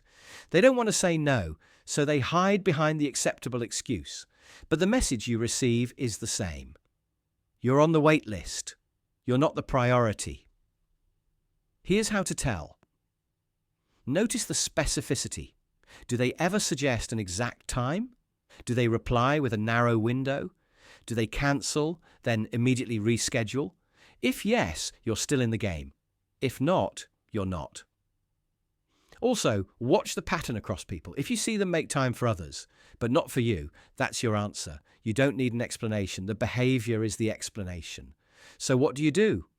First, call the pattern in a warm, pressure-free way. You can say, looks like timing's been tough. Should we park this or lock a time next week? It's gentle, but it forces a real choice. You can also reduce friction. Offer an easy micro-commitment. 5-minute voice note, 2-sentence update. Make it lighter and see if they still dodge. If they do, it's not about time, it's about interest. Give 2 clear options and a boundary. I can do Tuesday morning or Thursday afternoon. If neither works, I'll assume it's a pass. No anger, no begging, just clarity. And here's the twist. If you stop chasing, the truth runs toward you. Step back for a week. If they care, they'll notice the gap. They'll reach out. If they don't, you've got your answer without another awkward nudge. If it's a teammate or a manager, tie your ask to their goals. People prioritize what threatens their deadlines or improves their metrics. Spell the consequence clearly and calmly. If we don't approve this by Friday, we slip the launch by a week. Now your request isn't a favour. It's aligned with their outcomes. Also, be honest about how you use busy. When you tell someone you're swamped, are you really? Or are you just avoiding a clean no? A soft no feels kind, but it's actually confusing. It keeps people hopeful. Be braver. Try, I can't commit to this. Thank you for asking. Or, not now, check back in a month. A clear no protects your reputation. People remember directness. They respect it. The bigger lesson? Attention is currency. People spend it where they see value, affinity, or leverage. If someone is always too busy for you, they're telling you how they weigh your time against theirs. Hear it, believe it, then move differently. Invest in the people who invest back. Upgrade the rooms where you're a priority, not a polite afterthought. You don't need to plead for a seat at a table that's already told you no. Build a better table. Or pull your chair to the one where your presence isn't a favour, it's a given. So the next time you hear busy on loop, don't argue, don't take it personally, and don't chase. Smile, step back, and let the ranking reveal itself. Your power move is simple and quiet. Choose people who choose you. That's how you stop being the backup plan and become the person others protect time for. Not someday, not when it's convenient, but now. Thunk! Your message lands, and what comes back isn't a sentence. It's a single word. Cool, fine, sure. You feel the temperature drop, like someone cracked a window in winter. Ever had that moment where a reply feels smaller than the question you asked? Here's the trick. The one-word reply is a pressure gauge. When the answer shrinks to a single syllable, it's not just about brevity, it's about energy. One word exposes how much they're willing to bring to you right now. A lot or barely any? Ask yourself, what's the tone of their one word? Is it soft, like yep, or hard, like whatever? Hard edges usually signal irritation. Soft edges often signal they're just distracted. The word itself matters, but the shape of it matters more. Punctuation, timing, and whether they leave a runway for more. Notice the timing. If you get a one-word reply instantly, that can mean, I want this done, quick, or I'm shutting this down. If it takes ages and then it's just okay, that's different. That reads as, I'm busy, or I don't have space for this. Speed plus length tells a story. Listen to punctuation. Sure lands like a period at the end of a hallway. Sure feels warmer. Sure feels reluctant. Same word, 3 different doors. Now, use the one-word reply trick to test the water without turning it into a fight. Offer an easy runway. Something like, got it. What's the part that's most important to you? If you get expansion, even a sentence, they weren't disinterested, they were just conserving energy. If you get another one-word reply and another, that pattern says a lot. They're either bothered, bored, or busy. 3 different B words, 3 different moves. If they're bothered, you'll hear sharpness. Words like fine, whatever, right. There's a brittle snap to them. When it sounds like that, don't push details. Lower the heat. Try, I hear you. Want to pause and circle back later. That gives them dignity and gives you clarity. If they're bored, you'll feel the sag. Cool. Nice. LOL. No forward motion. When it sounds like that, add stakes or a hook. There's a twist here you'd actually like, followed by a quick headline. If they still won't lift, it's not a you problem. It's a priority problem. If they're busy, they usually tell you without telling you. Short word, no punctuation, fast exit. In that case, make it easy. Ask a yes or no that keeps the train moving. Is later tonight better? If they say yes, you've got a window. If they say no, offer 2 clear options so they can tap one and go. The trick also works in person. You ask, how'd the meeting go? They say, fine. Watch their face. Are the eyes flat? Is the head half turned? One-word replies, with the body angled away, mean I'm done here. Tilt your body too, give them the exit and say, catch me when your brain's back, with a small smile. That tiny permission can reset the vibe. Use echoing. Repeat their word back, then open it up. Fine, as in smooth fine or annoyed fine. It's playful, but it's clear. If they're irritated, they'll usually correct you. That's good. Correction means engagement. It means they still care enough to set the record straight. What about the people who just text short, always? Context solves that. Compare them to them. If they normally send full sentences and shift to one-word answers, that shift is the tell. If they always go short, a one-word reply isn't a message. It's just their style. Watch for changes, not absolutes. Here's another small move. Offer an easy why. Got it? Why does that part matter most? People share when the question is simple and respectful. If you get a story, they're with you.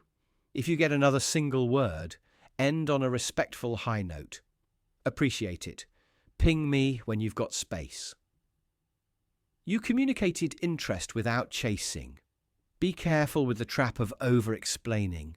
When a one-word reply is a door that's barely open, pushing more words into the gap can feel like shoving your foot inside. Keep your asks clean, your tone warm, and your exit graceful. You're not begging for attention, you're testing for willingness. And yes, sometimes a one-word reply just means they're walking, driving, or juggling life. This is why tone plus timing plus pattern beats any single message. 3 scans, tone, timing, pattern. Run those quietly in your head and you won't overreact. So, what does one word actually expose. It shows where you sit on their internal ladder right now. Not forever, right now. Are you front burner, back burner, or off the stove entirely? If it stings, breathe. You're not powerless. You can shift the energy by lowering the friction, adding a spark, or stepping back with grace. All three say something about your own value. Try this today. Send a light, open cue to someone who matters to you. Watch the size of their reply. If it's a sentence or two, lean in. If it's one word, try an echo, a simple why, or a clean exit. Their response after that second beat tells you more than the first word ever could. One word can close a door, but one thoughtful follow-up or one confident step back can open the right one. There's a kind of intimacy that arrives, like a flash flood, loud, sudden, pulling you in, then you realize it's mostly noise. A brand new co-worker spills the story of their worst breakup. A date confesses their biggest fear before the appetizers land. A stranger in a comment thread unloads their family drama and tags you for a response. You feel important in the moment and weirdly distant afterward. Here's the reframe. When someone overshares a secret too fast, it's usually not closeness they're chasing. It's validation. They're not saying, let's build trust. They're saying, tell me I'm okay right now. The words are intimate, sure, but the purpose is reassurance, not relationship.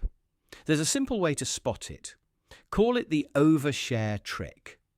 Listen for three tells: the speed, the scale, and the stakes. If the story shows up early, if it's far bigger than the relationship can reasonably hold, and if you feel pressure to comfort or fix something immediately, that's not bonding. That's a bid for approval. And here's the twist: your response teaches them what role you'll play next. Let's make it real. You're two messages into a chat with someone you barely know, and they type, "I've never told anyone this." Then out comes a deeply personal confession followed by, "You're so easy to talk to. I feel like I can trust you."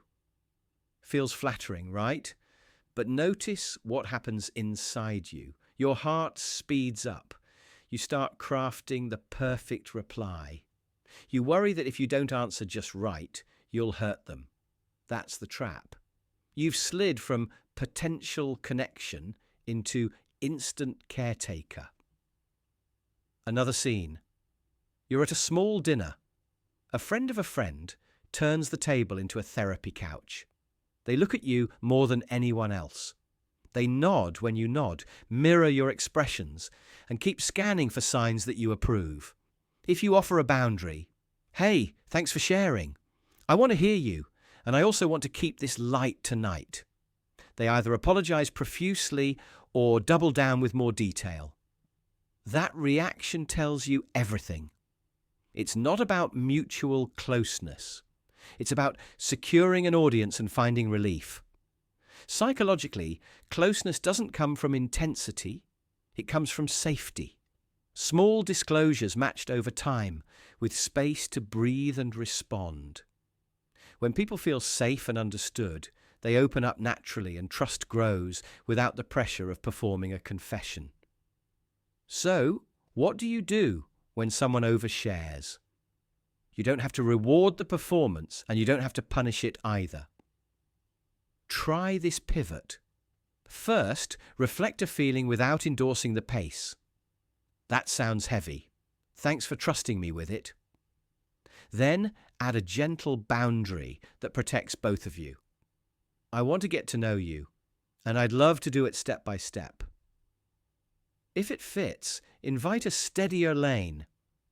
"Tell me one small thing you've been enjoying lately."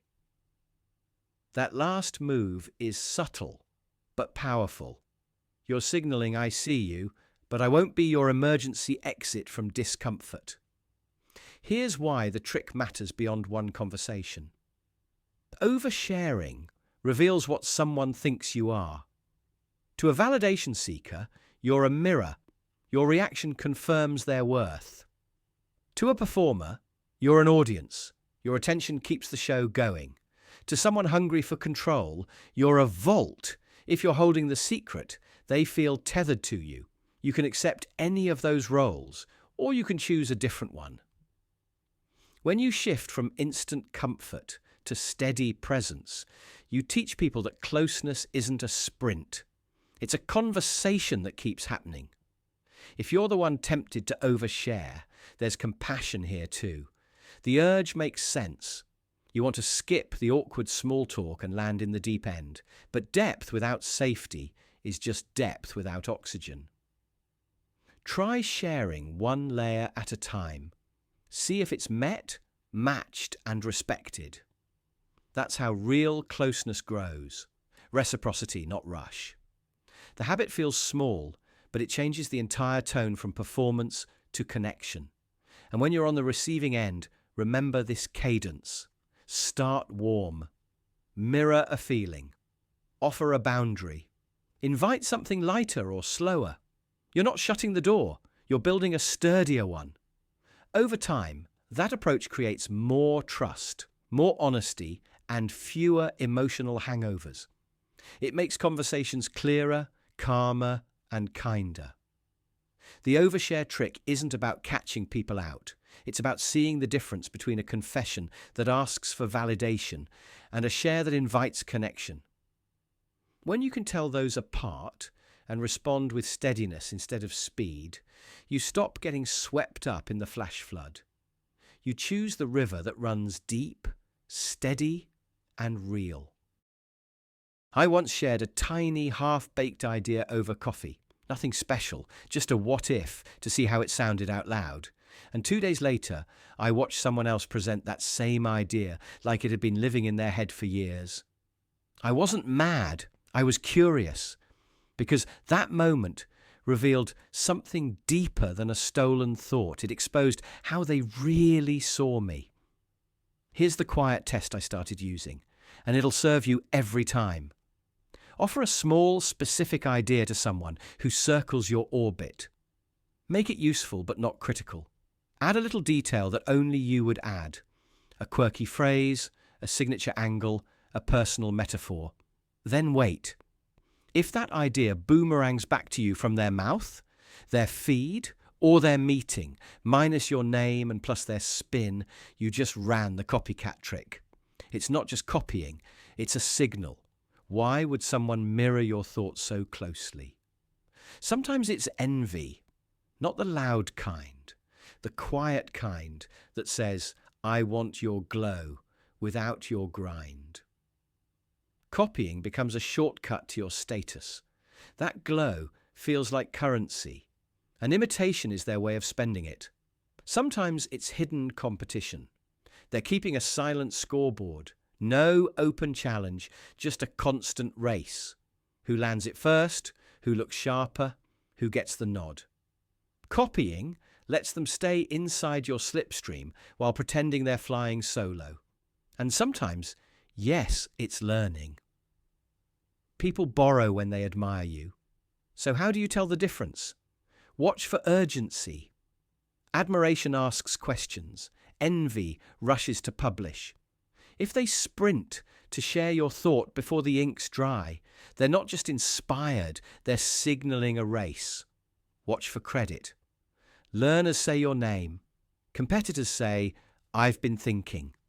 That tiny shift tells you everything. Watch the parts they copy. True learners copy the hard parts, the process, the patience, the unglamorous steps.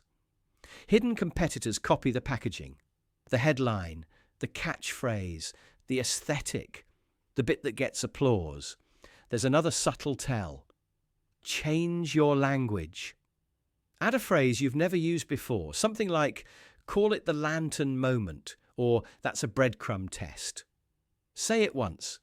If it lands in their speech next week, bright and shiny, you found the echo. If you want a cleaner read, use the time release move. Share your idea in stages. A seed now, a root later, a branch after that. If they publish the seed and pretend the tree is theirs, they're showing motive. If they stick with you through each stage and keep adding credit, you've got a real ally. What do you do once the copycat trick reveals itself? First, breathe. Don't make it a public brawl. That turns you into their marketing. Name the pattern lightly and watch their reaction. Try this line. Funny, you picked up that phrase. What's your angle on it? If they flinch, deflect, or perform outrage, they felt the spotlight. If they offer credit in a conversation, you found someone worth keeping. Raise the bar. Move from tactics to principles. Tactics are easy to mimic. Principles are harder because they require depth. Instead of sharing the recipe, share the reason the recipe works. People can steal ingredients. They can't fake understanding. Change the timeline. Share late, execute fast, and document as you go. You don't need to hide. You just need to reduce the window where your work is unprotected by momentum. When you show the messy middle, the drafts, the sketches, the voice notes, you make your fingerprints obvious. Use decoys. Offer 2 directions in a chat. One safe and shiny, one strange but promising. Envy grabs the shiny. Real peers ask questions about the strange. Set boundaries in plain speech. I'm happy to jam on ideas, and if you want to use something verbatim, just tag me. If you want to build from it, let's co-create. That line is simple, calm, and it draws a clean circle around your work. And if they keep copying, go quiet, don't feed a shadow. Without your energy, a copycat runs out of map. Here's the deeper truth the copycat trick reveals. People show you where they place you, above, beside, or beneath, by how they handle your ideas. Quick copies signal status hunger. Hidden competition shows up as speed and silence. Genuine respect has patience, questions, and credit. So ask yourself, not in anger, but with clarity. Do they mirror the look or invest in the build? Do they rush to be first or stick around to be real? Do they erase your name or say it louder? You're not paranoid for noticing. You're wise for measuring. The goal isn't to hoard ideas, it's to protect your voice, your story, your signal.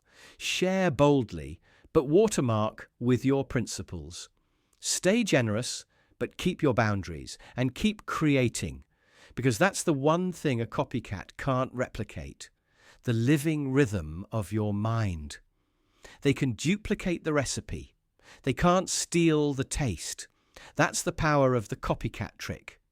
It doesn't just expose envy or competition. It hands you a mirror and it asks a better question. Who do you want to be in a room full of echoes? The person chasing applause or the one building something that lasts?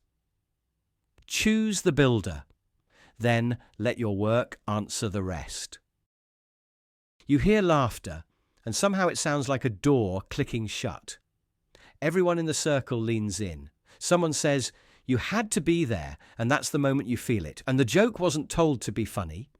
It was told to draw a line. Here's the quiet truth. An inside joke can be a hug or a fence. When people want you, they loop you in. They give quick context, they open the circle, they help you catch up so you can laugh with them. But when they want to signal status, they dangle the punchline without the setup. They laugh at the door, not inside the room. Fresh humour usually connects because it surprises and includes what's happening right now. It's a shared moment, not a private password. And that's why real laughter pulls people closer together. Picture this. You're at work. 2 teammates swap a grin about the stapler situation. You smile along even though you don't know the story. One of them clocks your face and says, "Long story," then moves on. That tiny beat tells you a lot. It tells you who they see as us and where they place you. Or you're at a friend's place and someone yells, "Tell them about the canoe," and another shot calls, "No, no, inside joke." Everybody laughs. You're meant to hear the laughter, not the link. Does this mean every inside joke is mean? No. Sometimes it's a clumsy habit. Sometimes they truly forget you weren't there. But watch for the pattern. When people value you, they make room for you in the story. They slow down and add the missing piece. When they don't, they keep the door half shut and enjoy how it feels to be on the inside. So what do you do in that moment when you feel the fence? You don't have to audition for belonging. You can name the dynamic lightly. Try, "Sounds like an inside joke. Fill me in, or should I just nod and laugh?" Said with warmth, it's an invitation and a mirror. Psychologically, naming what's happening creates a small pocket of safety. It lowers defenses and nudges people back toward connection. You can also opt out without bitterness. I'll let you two have that one. Then pivot the conversation to something shared. Either way, you're not chasing approval. You're choosing your ground. And here's the twist most people miss. The joke isn't only about the story. It's a status check. Who do we protect? Who do we impress? Who do we ignore? The laugh is the tell. When the punchline lives in a closed loop, it's not really about humour. It's about hierarchy. The quickest countermove is inclusion. Offer context when you're the one with the story. Say, "Last week, the canoe tipped and we improvised with a pizza box. That's why we keep teasing Sam." Watch how the room relaxes. Real humour is improvisational, not a rehearsed password.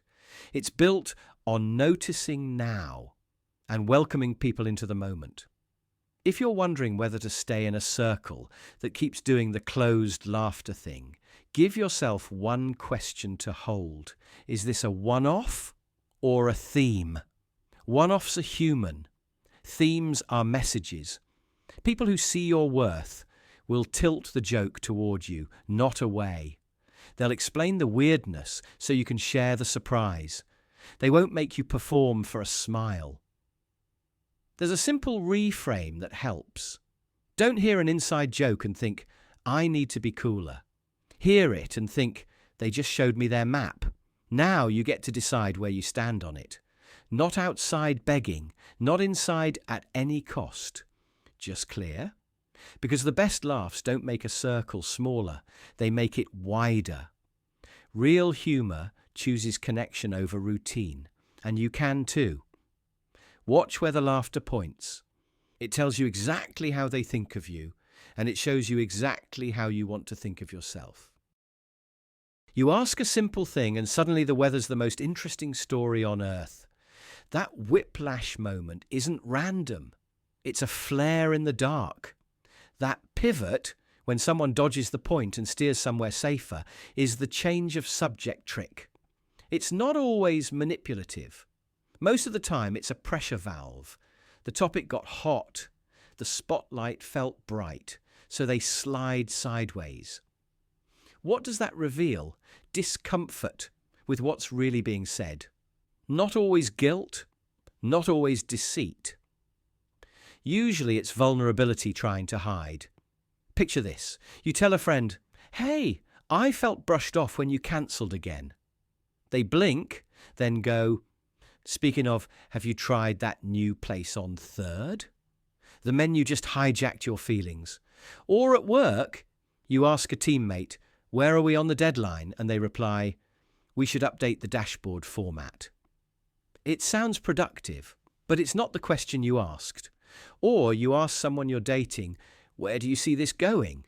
And they answer with a funny story from college. The laugh is real. The answer isn't. Here's the signal hidden in the switch. Avoiding a topic often points to the truth that the topic matters. It matters enough to stir anxiety, enough to wake the protector inside them that whispers, "Change the subject. We don't feel safe here." And that's the key word, safe. So what do you do when the subject changes. Don't chase the diversion. Name the shift gently. Try something like, I noticed we switched topics when I asked about the deadline. Should we come back to it or table it for later? Or, when I brought up the cancelling, we jumped to restaurants. I'm okay talking about food, but the first part still matters to me. Notice the tone. Calm, curious, no jagged edges. Psychologically, calling out the shift without accusation creates safety. It lowers defenses and invites a real answer. And here's the twist. Your goal isn't to trap someone into confessing. It's to hold the door open for an honest moment. Curiosity over combat. Connection over control. That reframe, moving from gotcha to let's look at what's underneath, is what turns an awkward detour into a chance to actually understand each other. Why do people change the subject? A few big reasons show up again and again. There's fear of judgment, fear of conflict, fear of losing something important. There's shame, when a topic pokes at an identity they're trying to protect. There's uncertainty. They don't have the words or the answer yet, so they stall. And sometimes there's power. If answering threatens status, people dodge to keep control. Different routes, same behaviour. A quick pivot. How can you tell it's a pivot and not just a natural shift? Listen for speed and misalignment. The reply is fast, but it misses the heart of your question. Or the new topic is loosely related, but not the thing you asked. Also notice their body. Eyes dart, shoulders rise, the voice lifts or flattens. The body often tells the truth before the words do. What if you're the one changing the subject? It happens. That sudden urge to deflect. Anyway, how are you? Is a signal from your own nervous system. Instead of powering through, try pausing and giving yourself a line you can use. I want to answer that, and I'm noticing I'm tense. Can I take a second? Owning the discomfort out loud reduces its grip, and it models honesty with a little grace. A quick word on timing. Sometimes pushing for the answer right now isn't wise. If the other person is clearly flooded, insistence can backfire. Choosing to park it, let's circle back tomorrow, isn't avoidance if it's intentional. It's pacing. It signals this matters, and I want us to handle it well. That choice keeps trust intact, which is what allows the real conversation to happen later. The change of subject trick exposes something important, but not always the scandal we imagine. It exposes the threshold where someone's comfort ends. It exposes the spot where safety needs to be built. It exposes the gap between what's asked and what they're ready to say. When you can spot it without shaming and name it without heat, you turn a detour into a map. You help the other person feel safe enough to walk back to the truth with you. And that's the quiet power here, not catching people, but catching the moment and giving it the safety it needs to become honest. In the end, that simple pivot teaches you how close you are to something real. Stay patient, stay curious, hold the door open. That's how a change of subject stops being a dodge and becomes a doorway. Borrow a secret from your nervous system. A yawn can unmask polite lies. Ever used a yawn as a truth serum? Here's the move. You're in a conversation that feels fine. Polite nods, decent eye contact, no obvious signs of disengagement. But something's off. The energy's flat, and you can't quite tell if they're with you or just being nice. So you reach for the most ordinary, underestimated signal on Earth. You yawn. Not a cartoon yawn, not a big theatrical stretch. Just a small, real one. Lift a hand toward your mouth. Take a slow inhale through your nose. Let your eyes soften, even mist a little. Then you exhale, long and easy, like your body's settling into a chair. Now watch what happens. If they mirror it, If their jaw loosens, their eyelids droop, a little ripple passes through their face within a few heartbeats, you've just tripped a quiet alarm. That's the social echo of low engagement. They may not say, "I'm bored," but their biology just did. Yawning is contagion meets honesty. It's the body whispering, "We're losing steam here." Sometimes the echo is obvious. A full yawn follows yours within around 3 to 15 seconds. Sometimes it's tiny, a quick nose flare, a throat swallow, a suppressed twitch at the corners of the mouth. The mouth stays closed, but the tongue presses up, like they're holding the yawn hostage. That's still a tell. That's the polite mask slipping a little. But notice this. If they don't yawn at all and their attention sharpens instead, chin lifts, pupil focus, a curious tilt of the head, that's interest surviving the test. It means the topic still has a pulse for them, even if the room is a little tired. Either way, you've got clarity. Why does this work? Humans sync. We mirror moods, postures, and tiny rhythms without thinking. A yawn is a social nudge that checks whether someone's body is on the same wavelength as yours. When energy is low or focus is drifting, the yawn slips past their filters. When they're truly engaged, their system resists the drift and stays with you. Here's the twist. Don't treat it like a gotcha. Treat it like a steering wheel. If you catch the yawn echo, pivot. Change the pace. Drop a surprise. Ask a sharp, simple question that pulls them in. Something like, "What would make this feel useful to you?" Bring movement into the moment. Shift your posture. Stand up. Pick up a pen. Sketch an idea. Point at something specific. Name them. People lean in when the moment feels personal and alive. If you see the suppress and smile move, ease the pressure. Lighten the tone. Offer a fork in the road. We can park this, or we can take the bold version. Your pick. Giving control wakes up attention. And if you're the one who's bored, your yawn just told you the truth too. That's your cue to exit with grace, or reshape the conversation so it actually matters. No guilt, just honesty. A few guardrails. Tired people yawn. Stressed people yawn. Even excited people yawn before high-pressure moments. That's why you never rely on one signal alone. Pair the yawn test with other quiet clues. Shorter answers. Eyes drifting to a doorway or a screen. Feet inching away. A delayed laugh that arrives a beat late. When 2 or 3 of those show up with the yawn echo, you've got a real read. You don't need to weaponize this. You just need to use it kindly. Try it the next time a meeting stalls, a date feels polite, or a friend's story is circling the runway. One gentle yawn, a breath, a glance, then a decision. Do you turn up the spark or land the plane? Either way, you'll stop guessing what they think and start hearing what their body already told you. Quick test. Think of the last person who lit you up. Friend, crush, boss, whoever. Now, do you remember the tiny things they said? The stray detail about their grandmother's ring, their dog's weird sneeze, the city they want to visit in spring. If you do, it's because they mattered enough to stick. Our minds hang on to what we care about. Here's the forgetting trick.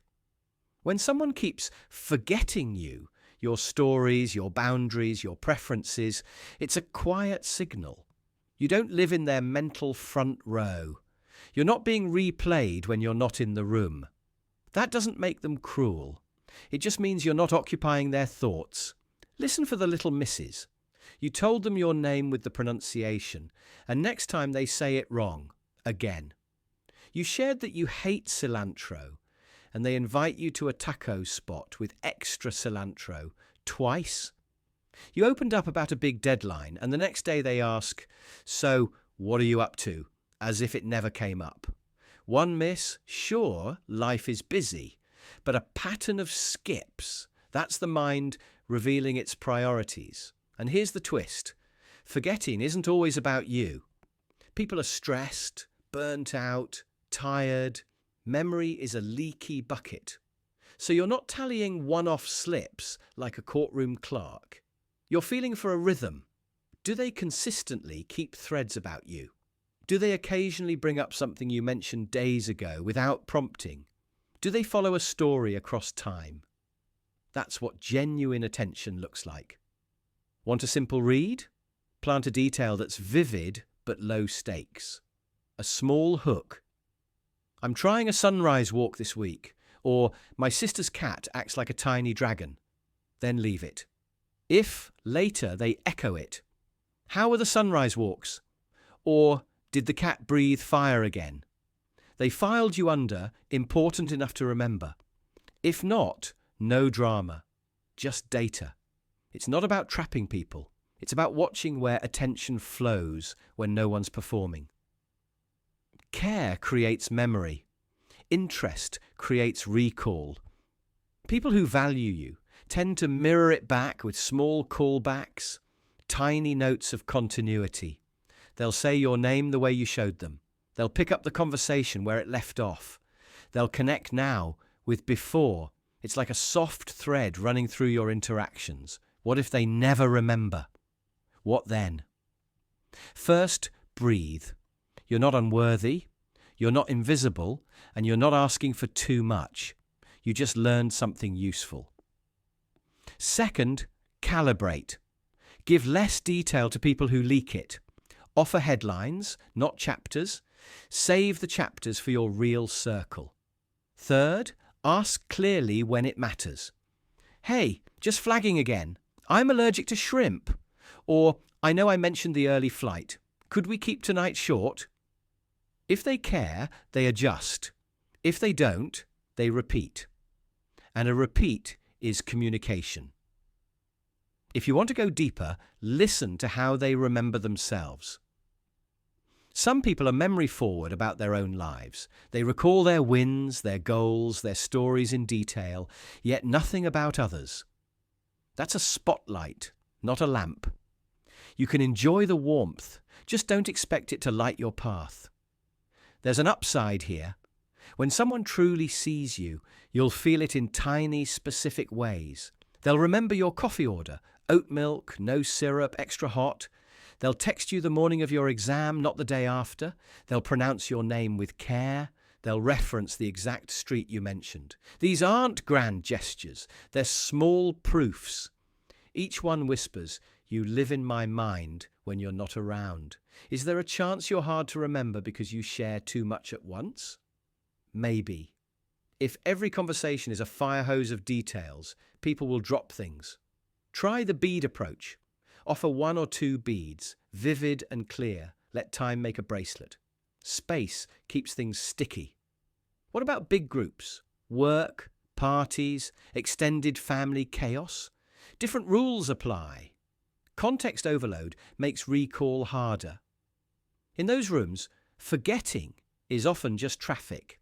Still, you can spot who reaches back for your thread, even once. Their attention cuts through the noise. And yes, there's kindness in forgiving a miss. You can gently cue people. Small reminder, no cilantro for me, with a smile. Their response matters more than the memory. Do they roll their eyes or say, "Got it. Thanks for telling me again"? One response invites closeness. The other shuts the door. Here's a useful reframe. The forgetting trick isn't a judgment. It's a compass. It points toward where to pour your energy, where to invest stories, time, and heart.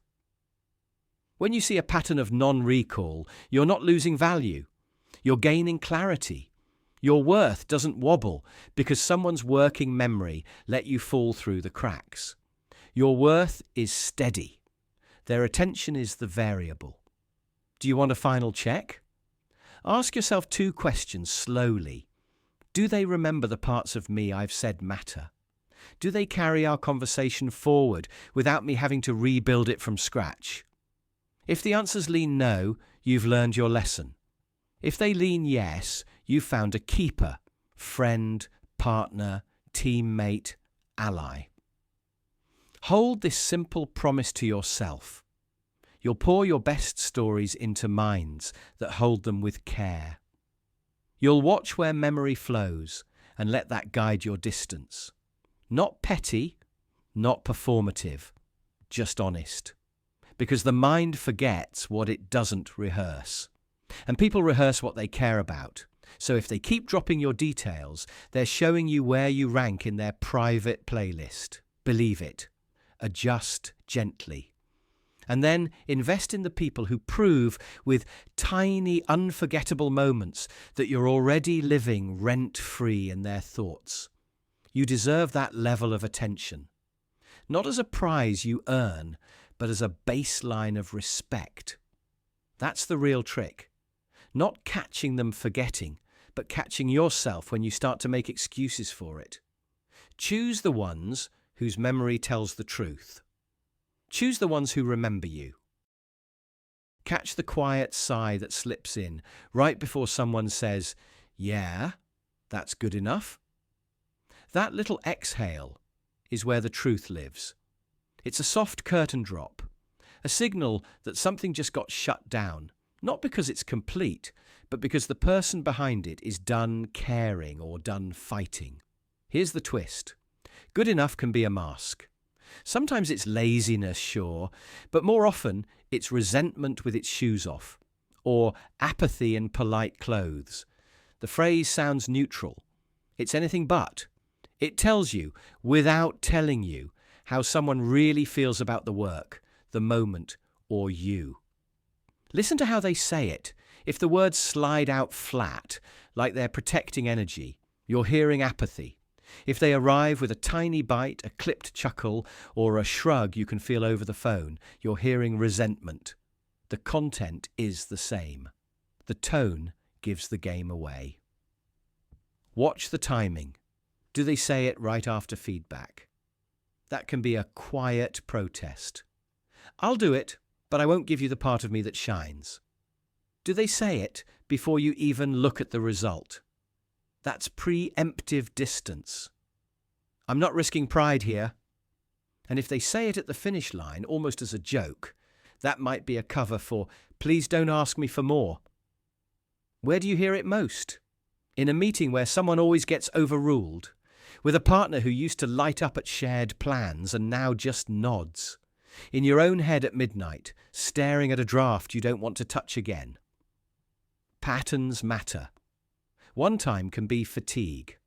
A pattern is a message. So what are they really thinking of you when good enough surfaces? It might be, "You won't notice the difference, so why should I?" That's low trust. Or, "No matter what I do, it won't count."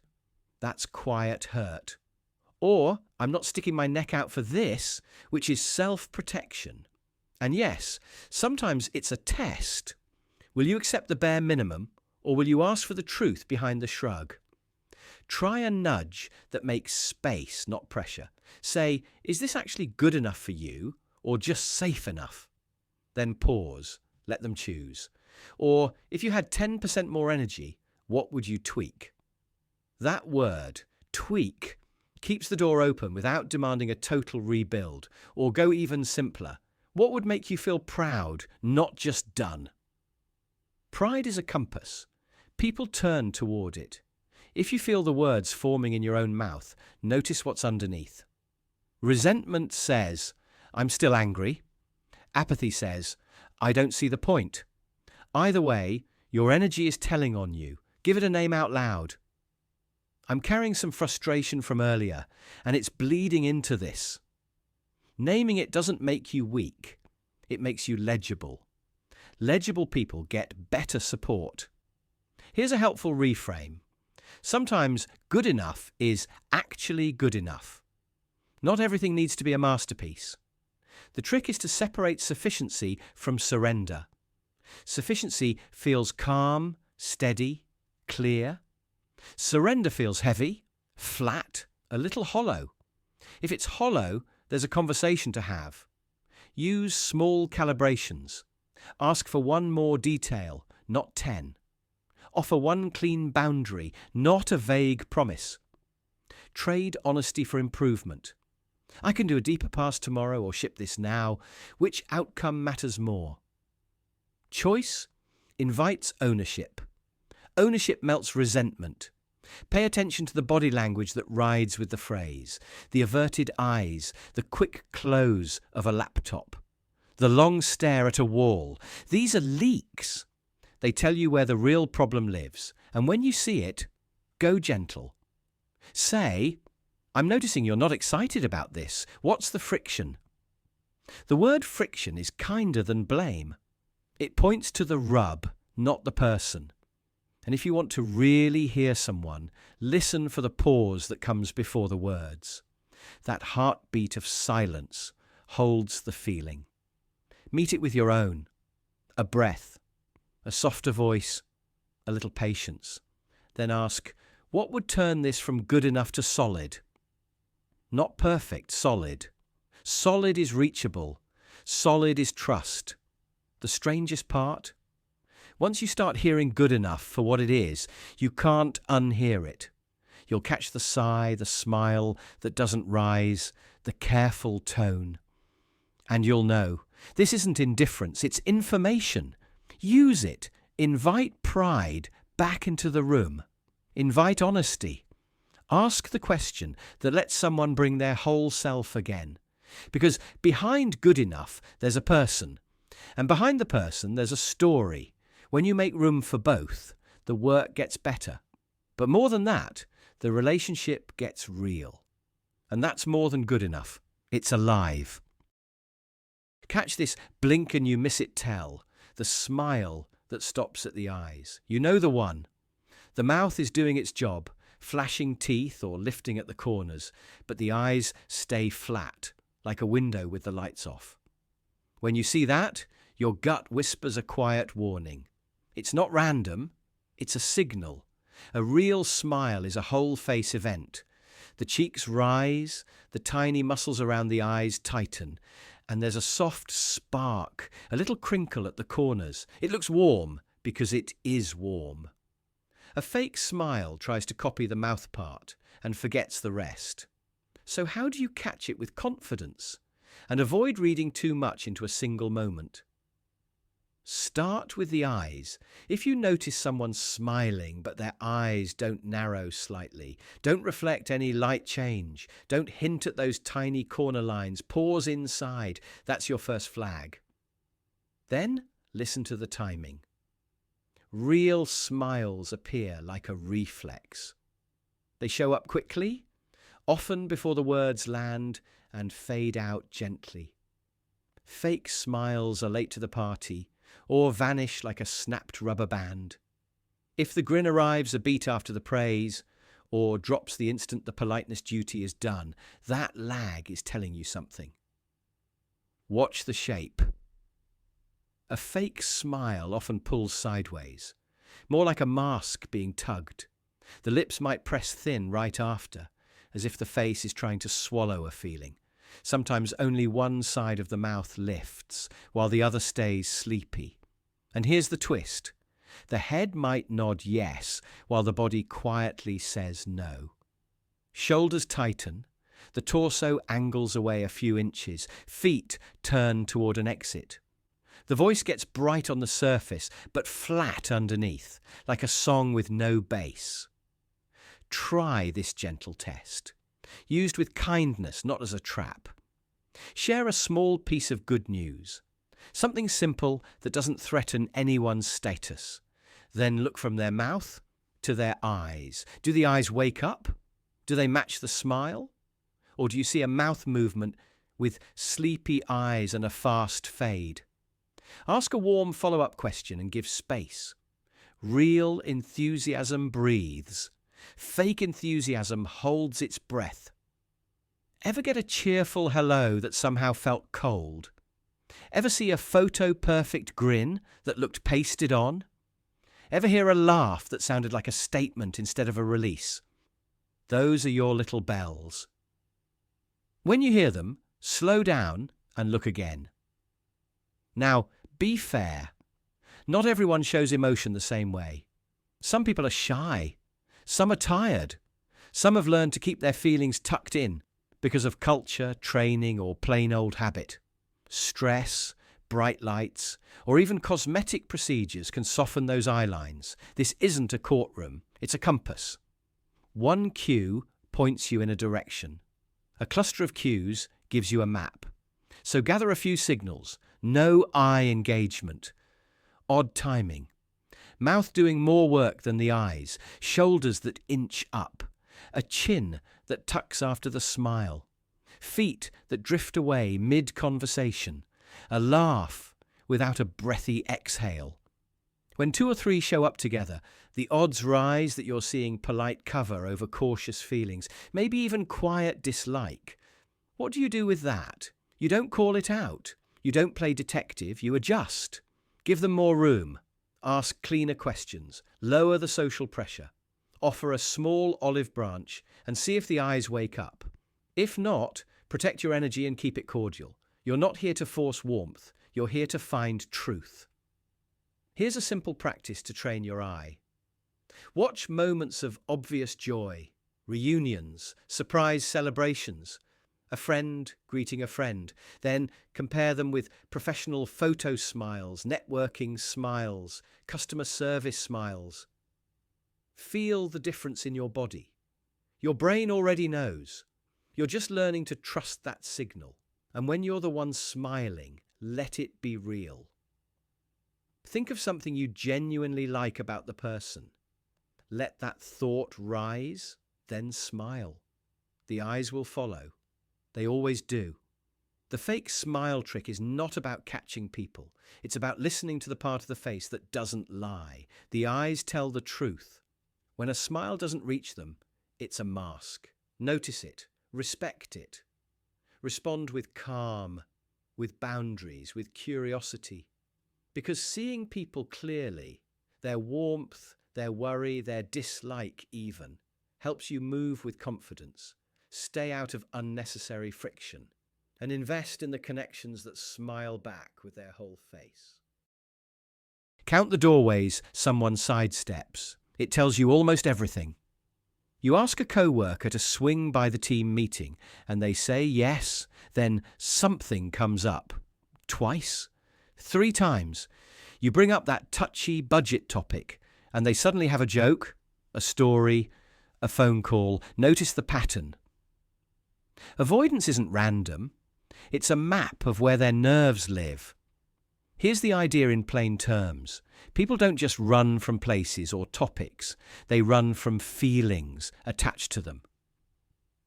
When someone avoids a room, a question or a person, they're protecting a story about themselves, their status, their competence, their belonging. Psychologically, avoidance is a safety strategy. When threat rises, the brain steers toward relief, not truth. Create more safety, and people open up. Lower it, and they shut down. Watch how it shows up. A friend never meets you at that popular cafe where you know everyone. Is it the crowd or the way your friends tease? If they light up in quiet spaces but shut down in loud ones, that's not just preference. That's a clue about their sense of social safety, their felt place in the group, their inner sense of tribe. At work, someone keeps rescheduling one-on-ones, but happily chats in the hallway. Meetings feel like judgment. Hallways feel like humanity. Different room, different story. And notice this twist. When you mention their big win, they change the subject. That's not modesty.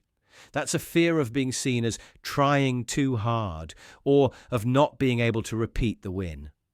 Success can trigger just as much fear as failure.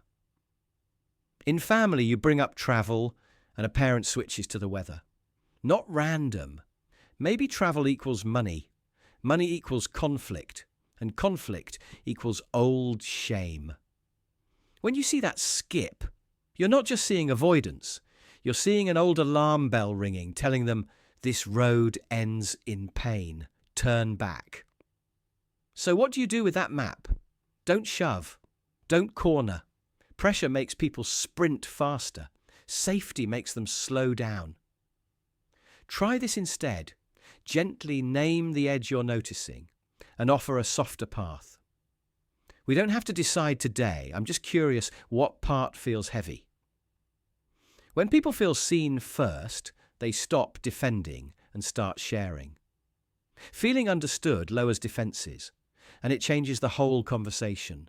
Use small switches, change the setting, shrink the ask, trade an audience for a one-on-one, swap a direct question for an invitation, offer choices. We could talk about this now, or just sketch ideas and come back to it. Choices restore autonomy, and autonomy calms the threat response. That sense of safety, feeling heard, respected, not rushed, is what opens the door you couldn't push through before. Listen for deflection cues, humour used like smoke, sudden topic changes, over-explaining, the quick "I'm fine." These aren't lies, they're shields. Treat them with respect. You're not catching someone out, you're earning the right to walk with them a few steps further. And here's the part that quietly changes everything. What people avoid around you also shows what they think you bring into the room.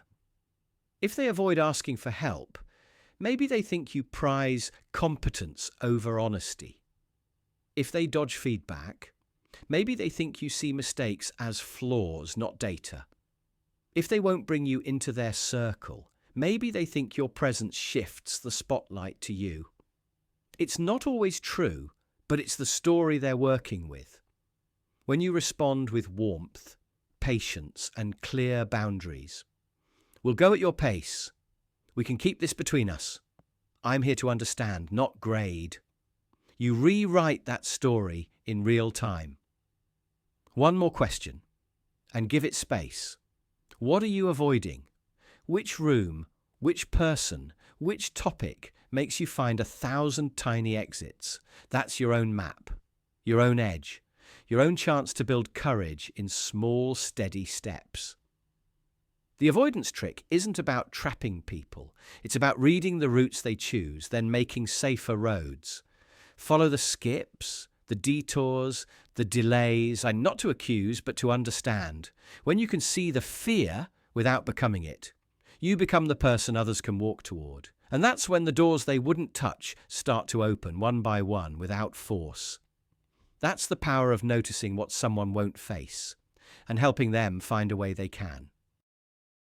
They won't say it out loud, but watch what they do. Someone drops a little trap in your path, then waits to see if you step on it. They call it a game or a joke or just seeing where we stand. It's the loyalty test trick, and it tells you more about their trust than your loyalty. Here's how it usually shows up. A friend asks you to take their side in a fight you weren't part of, and they want an instant answer. A partner demands you keep a secret that makes you uncomfortable, then watches your face. A boss gives you a task that crosses your values just a little and says, "If you're really with us, you'll do it." These aren't favors, they're traps dressed up as proof. So what does it actually reveal? It reveals that their trust is thin and they're using you to patch the hole. Instead of building closeness with honesty and time, they try to buy certainty with pressure. The test is the loudest part. The message underneath is quiet but sharp. "I'm not sure you're safe, so I'll make you prove it." You'll feel it in your body, a pull in your gut. Your shoulders tighten. You hear that tiny voice that says, "If I don't pass this, will they leave?" That's the tension they're counting on. But loyalty built on fear isn't loyalty. It's compliance. And compliance, sooner or later, turns into resentment. Let's break it down with a simple picture. Imagine trust like a bank account. You deposit truth, respect, and follow through. You withdraw when you mess up and repair it. A loyalty test is someone trying to take a shortcut, cashing a check on a balance they haven't earned yet. If the account is healthy, there's no need for a test. If they're testing you, the balance is already low. Sometimes it's subtle. They gift you something big, then track how quickly you respond. They share gossip, then leak a marked version back to you to see if you repeat it. They cancel at the last moment and measure how cool you are about it. Each move is a thermometer. And here's the twist. The temperature they're really taking is their own anxiety. Do you care about them? Of course you do. That's why this gets messy. Good people can use bad tools when they feel scared. The trick is knowing the difference between a safety check and a trap. A safety check sounds like, "I'm feeling insecure, can we talk about reassurance?" A trap sounds like, "Do this thing that crosses your line or else." So what do you do in the moment? Start by pausing. Pressure wants speed. Trust wants clarity. Give yourself a breath. Name what you see without drama. Try. This feels like a test, and I don't want to relate to you through tests. That line is gentle and firm. Then ask for the real conversation. If you're worried about us, say that. I'll show up for the worry, not the test. If they double down, be even clearer. I care about you, and my loyalty doesn't require me to betray myself.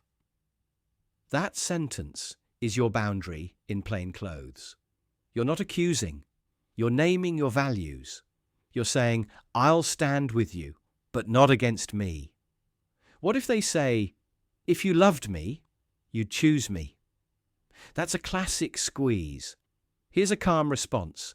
Love doesn't ask me to prove it by failing my own standards. Tell me what you need instead, and let's see what's fair. You're moving the conversation from performance to needs, from proving to partnering. And if this keeps happening, if every week there's a new hoop, a new secret you're supposed to hold, a new loyalty fire to walk through, watch the pattern, not the apology. Repetition is the truth. You can say, "I'm looking for trust that grows from consistency, not tests. If that's not possible here, I'll step back." That's not punishment. That's self-respect. Now, a quick note for the person who realizes they've given loyalty tests themselves. It's okay to learn. Grab the wheel and steer differently. Try this instead. I've been testing you because I'm afraid. I need reassurance and I didn't know how to ask. Here's what would help. When you ask cleanly, the people who truly care will meet you there. That's how trust gets thicker. Through honest asks and honest answers. You might wonder, doesn't loyalty matter? It does, deeply. But loyalty isn't blind obedience. It's showing up with integrity. It's standing beside someone, not kneeling to them. And when you meet someone who tests you less and trusts you more, you'll feel the difference immediately. Your shoulders drop, your laugh comes back, your yes means yes because you're free to say no. Here's a simple rule you can carry. If passing the test costs you your peace, your values, or your other relationships, that's not loyalty, that's a leash. And you weren't born to wear one. So when the next trap appears, and it will, take the breath. Name the pattern. Choose the honest conversation. If they can't meet you there, let that truth guide your distance. The people who really value you won't need to trick you to keep you. They'll invest in trust. They'll offer patience and clarity and repair when things get wobbly. That's your tribe. The ones who don't test your loyalty to prove your worth because they already see your worth. And when both sides believe that, no traps, no tricks, loyalty stops being a battlefield and starts being a bridge. If you want to see where you sit on someone's private scoreboard, don't watch their face. Listen to how they talk about your reputation. Here's the trick. People reveal your rank when they describe you to others. Not with big dramatic statements, but with tiny choices in words, tone, and order. You don't need a spotlight, you need their language. When someone says she has a reputation for being reliable, they're putting your status in a box: neat, safe, limited. Has a reputation is a glass case. It says, yes, there's value here, but we'll contain it. Now, contrast that with, she's the person everyone relies on. That's not a box, that's authority. It pulls your reputation into the present, into identity, into motion. Listen to verbs. Has is distant. Is immediate. Used to be drags you into the past, even if it's kind. Becoming gives you momentum, even if it's cautious. Verbs decide whether they see you as a title or a force.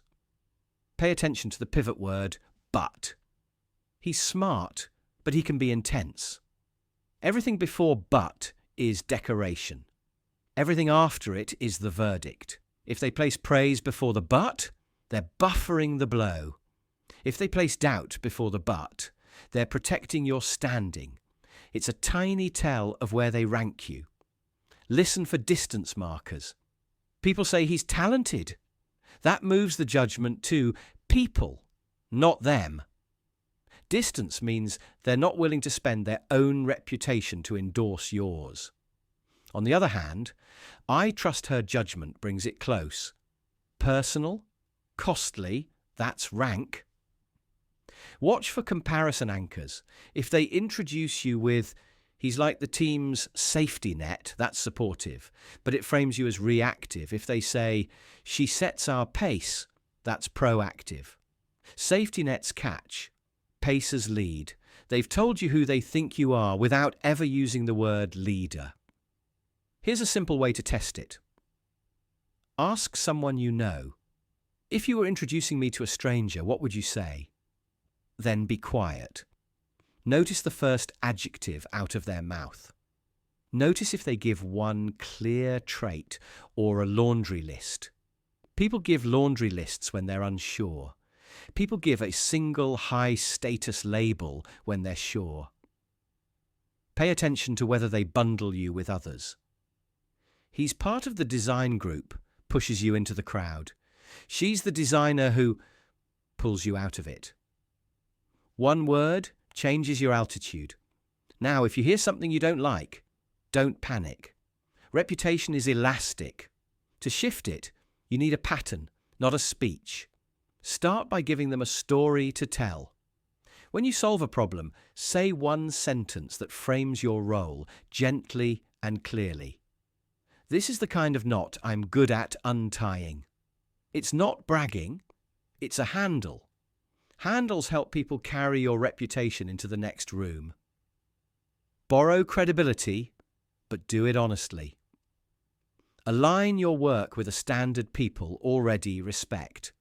Let's aim for the kind of clarity the operations team is known for.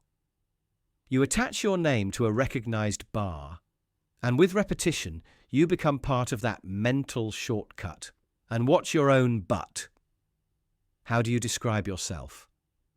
I'm creative, but I'm not great with details. You've just trained them to rank you under someone else. Try a balanced pivot. I move fast, and when the stakes are high, I slow down. Same reality, very different status. One more test that works. Ask for a micro introduction in a live setting. Would you mind introducing me to Sam from finance?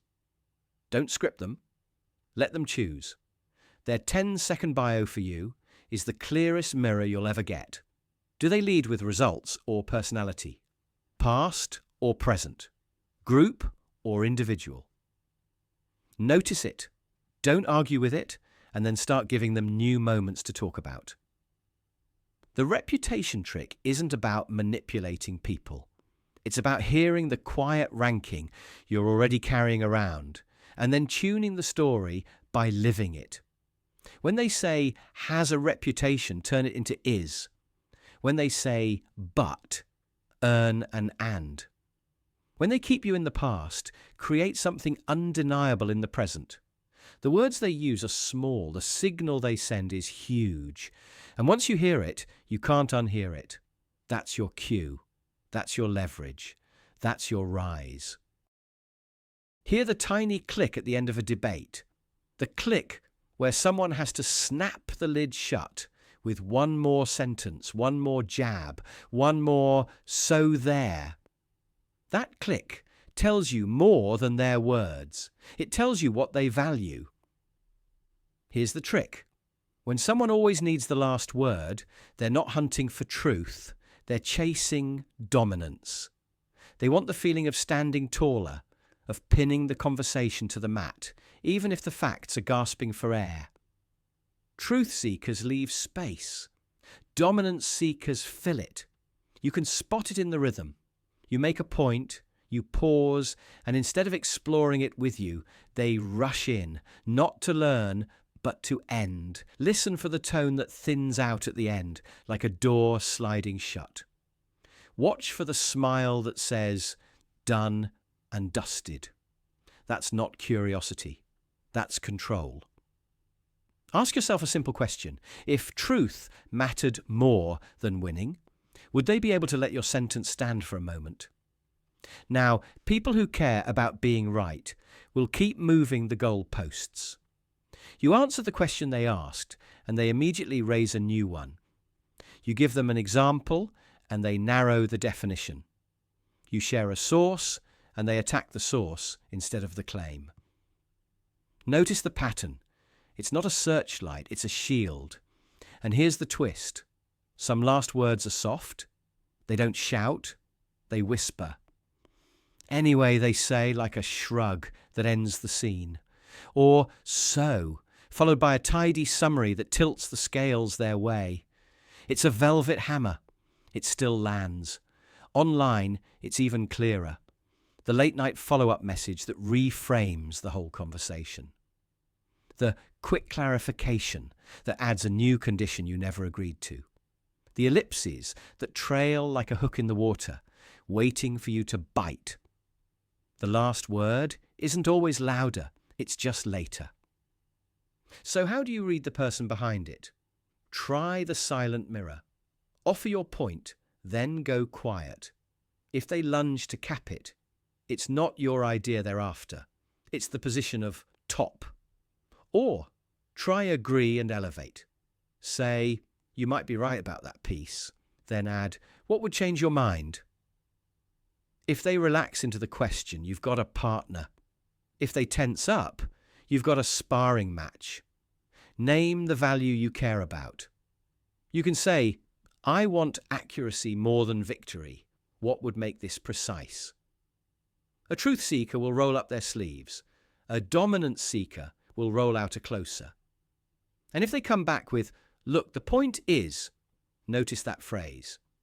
The point is a linguistic sledgehammer. It flattens nuance. It drags every living idea into one neat box they can hold up and say, "Mine." What do you do when you're stuck in the last word loop? Change the game.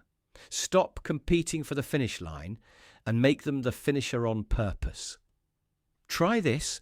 "I trust you to have the last word here. Could you sum up your view in one sentence so we can choose our next step?" It sounds like surrender, but it's substance.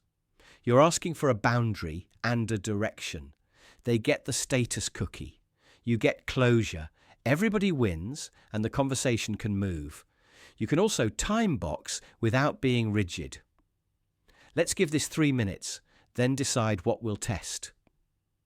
A dominant seeker wants the last word. A builder wants the next step. When you introduce a next step, their reaction tells you who you're dealing with. If you want to coax truth from a dominance dance, reward evidence, not swagger.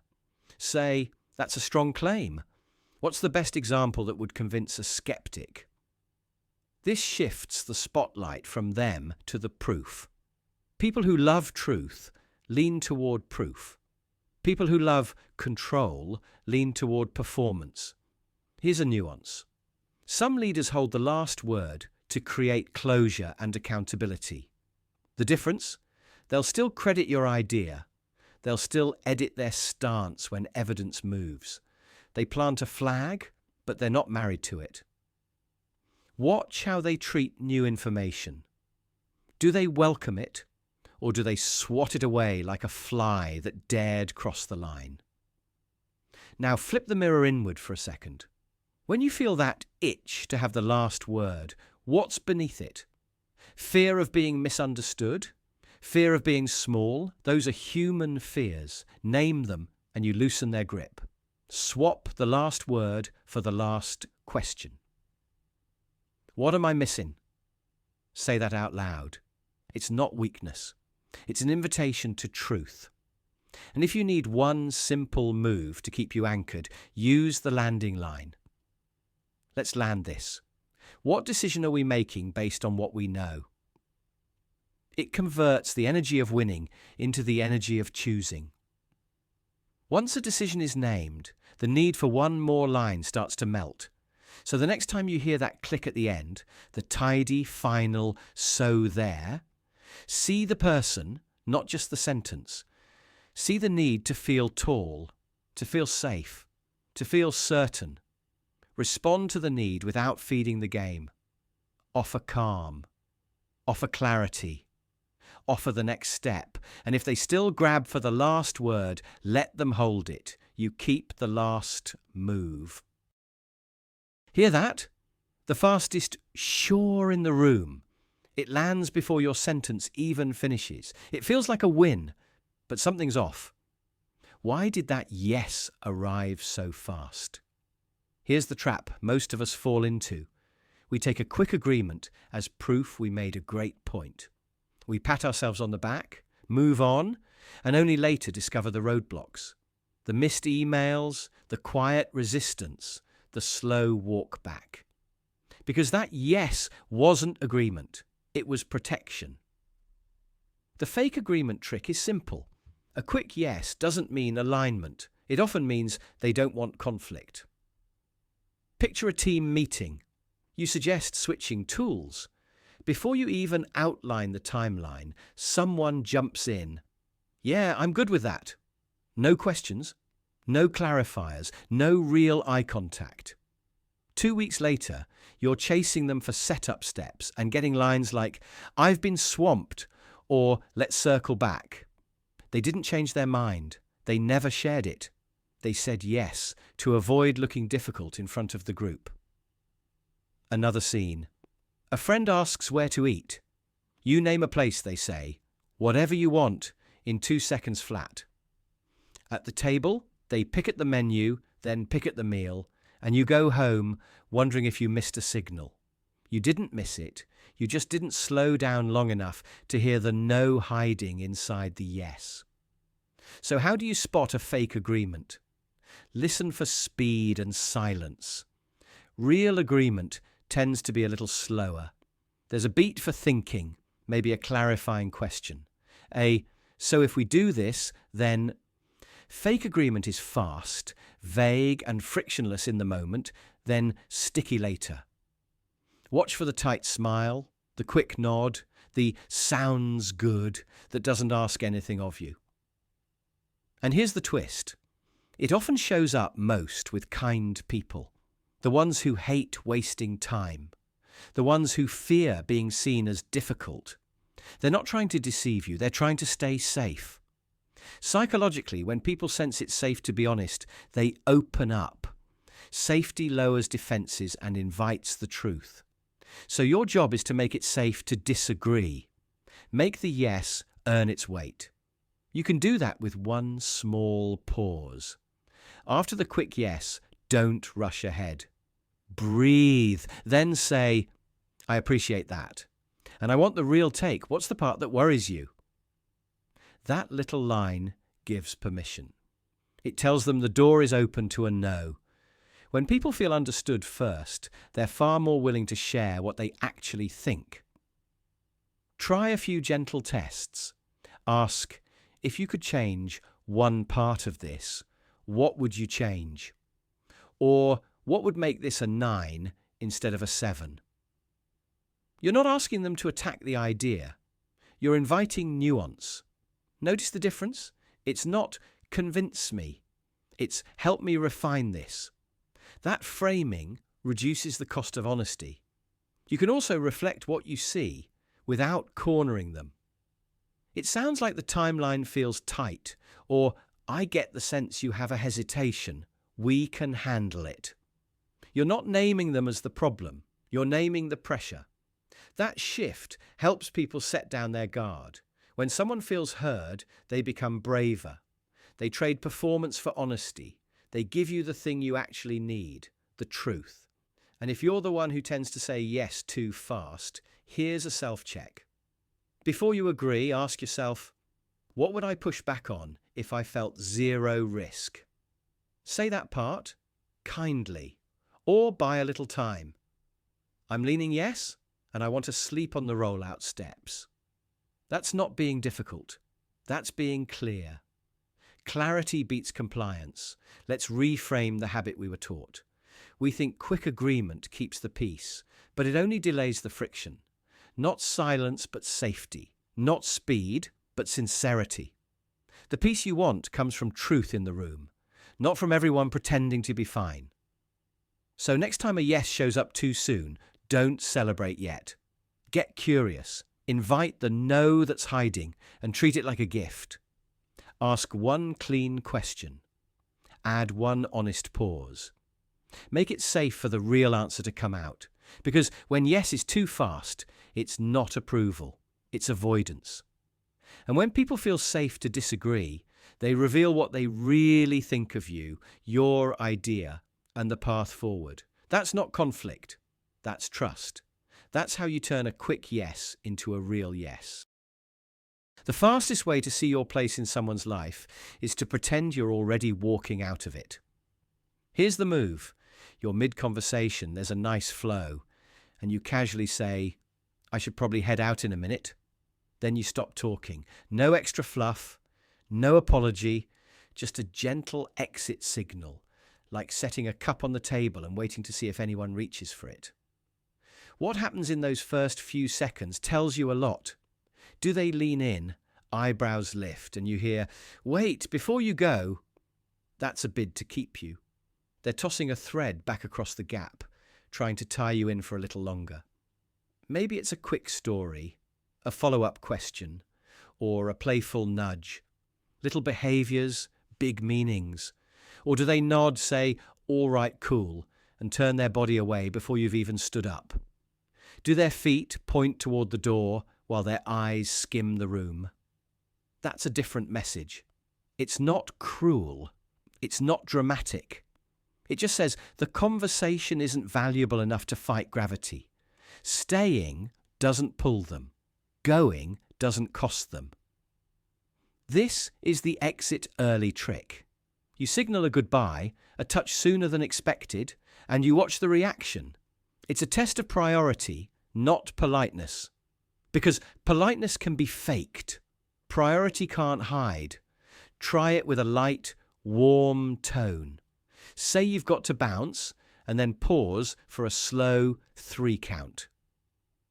In that tiny pocket of silence, you'll notice everything. Do they grab their phone, or pocket it and turn their shoulders toward you? Do they ask where you're headed, or do they shout, see ya over their shoulder while starting another conversation? Do they offer a bridge? Text me when you get home. Let's pick this up tomorrow. I've got to tell you one thing before you go. Or do they let the moment drop?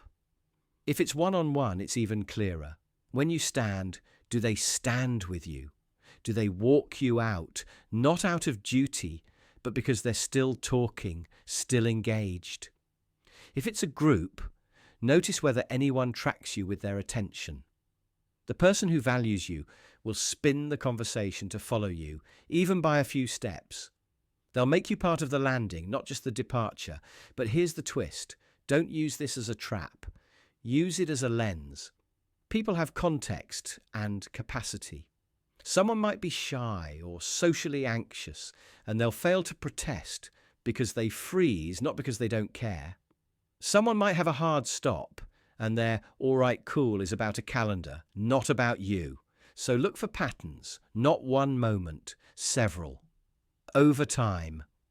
The exit. Early trick works best as a slow truth that keeps proving itself. Want a clearer read? Use a soft open door. Say, I can stay a little, but I don't want to keep you, and pause. When you frame it like that, people who want you around will say so.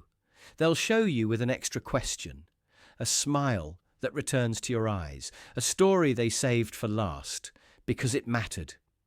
People who don't will glide right out of the opening you gave them. There's a micro version too. Mid-conversation, angle your body a touch away, like you're about to pivot. Give them space to pull you back in. If they match your shift and re-engage, hold on, I'm curious about what you said earlier. That's energy. If your pivot becomes a drift and nobody notices, that tells its own story. Pay attention to the costs they're willing to pay to keep you. A few more minutes? A small detour to walk you out. A simple wait before you go. It doesn't have to be grand. It just has to be chosen. People spend their attention like money. If they spend a little more when you say you're leaving, that's value. If they save it, that's a different kind of math. And if you get a cool reaction, don't chase, don't beg for a fix. Thank them, smile, leave with grace. Create distance without drama. Then notice who circles back. The ones who care will find a way. A message later, a new invite. A simple, hey, I was thinking about that thing you said. If you get a warm protest, 5 more minutes. Don't milk it. Enjoy the extra time, then be the one who ends on a high note. Leave while the connection is still bright. That shows you value yourself too, which ironically makes people want more of you next time.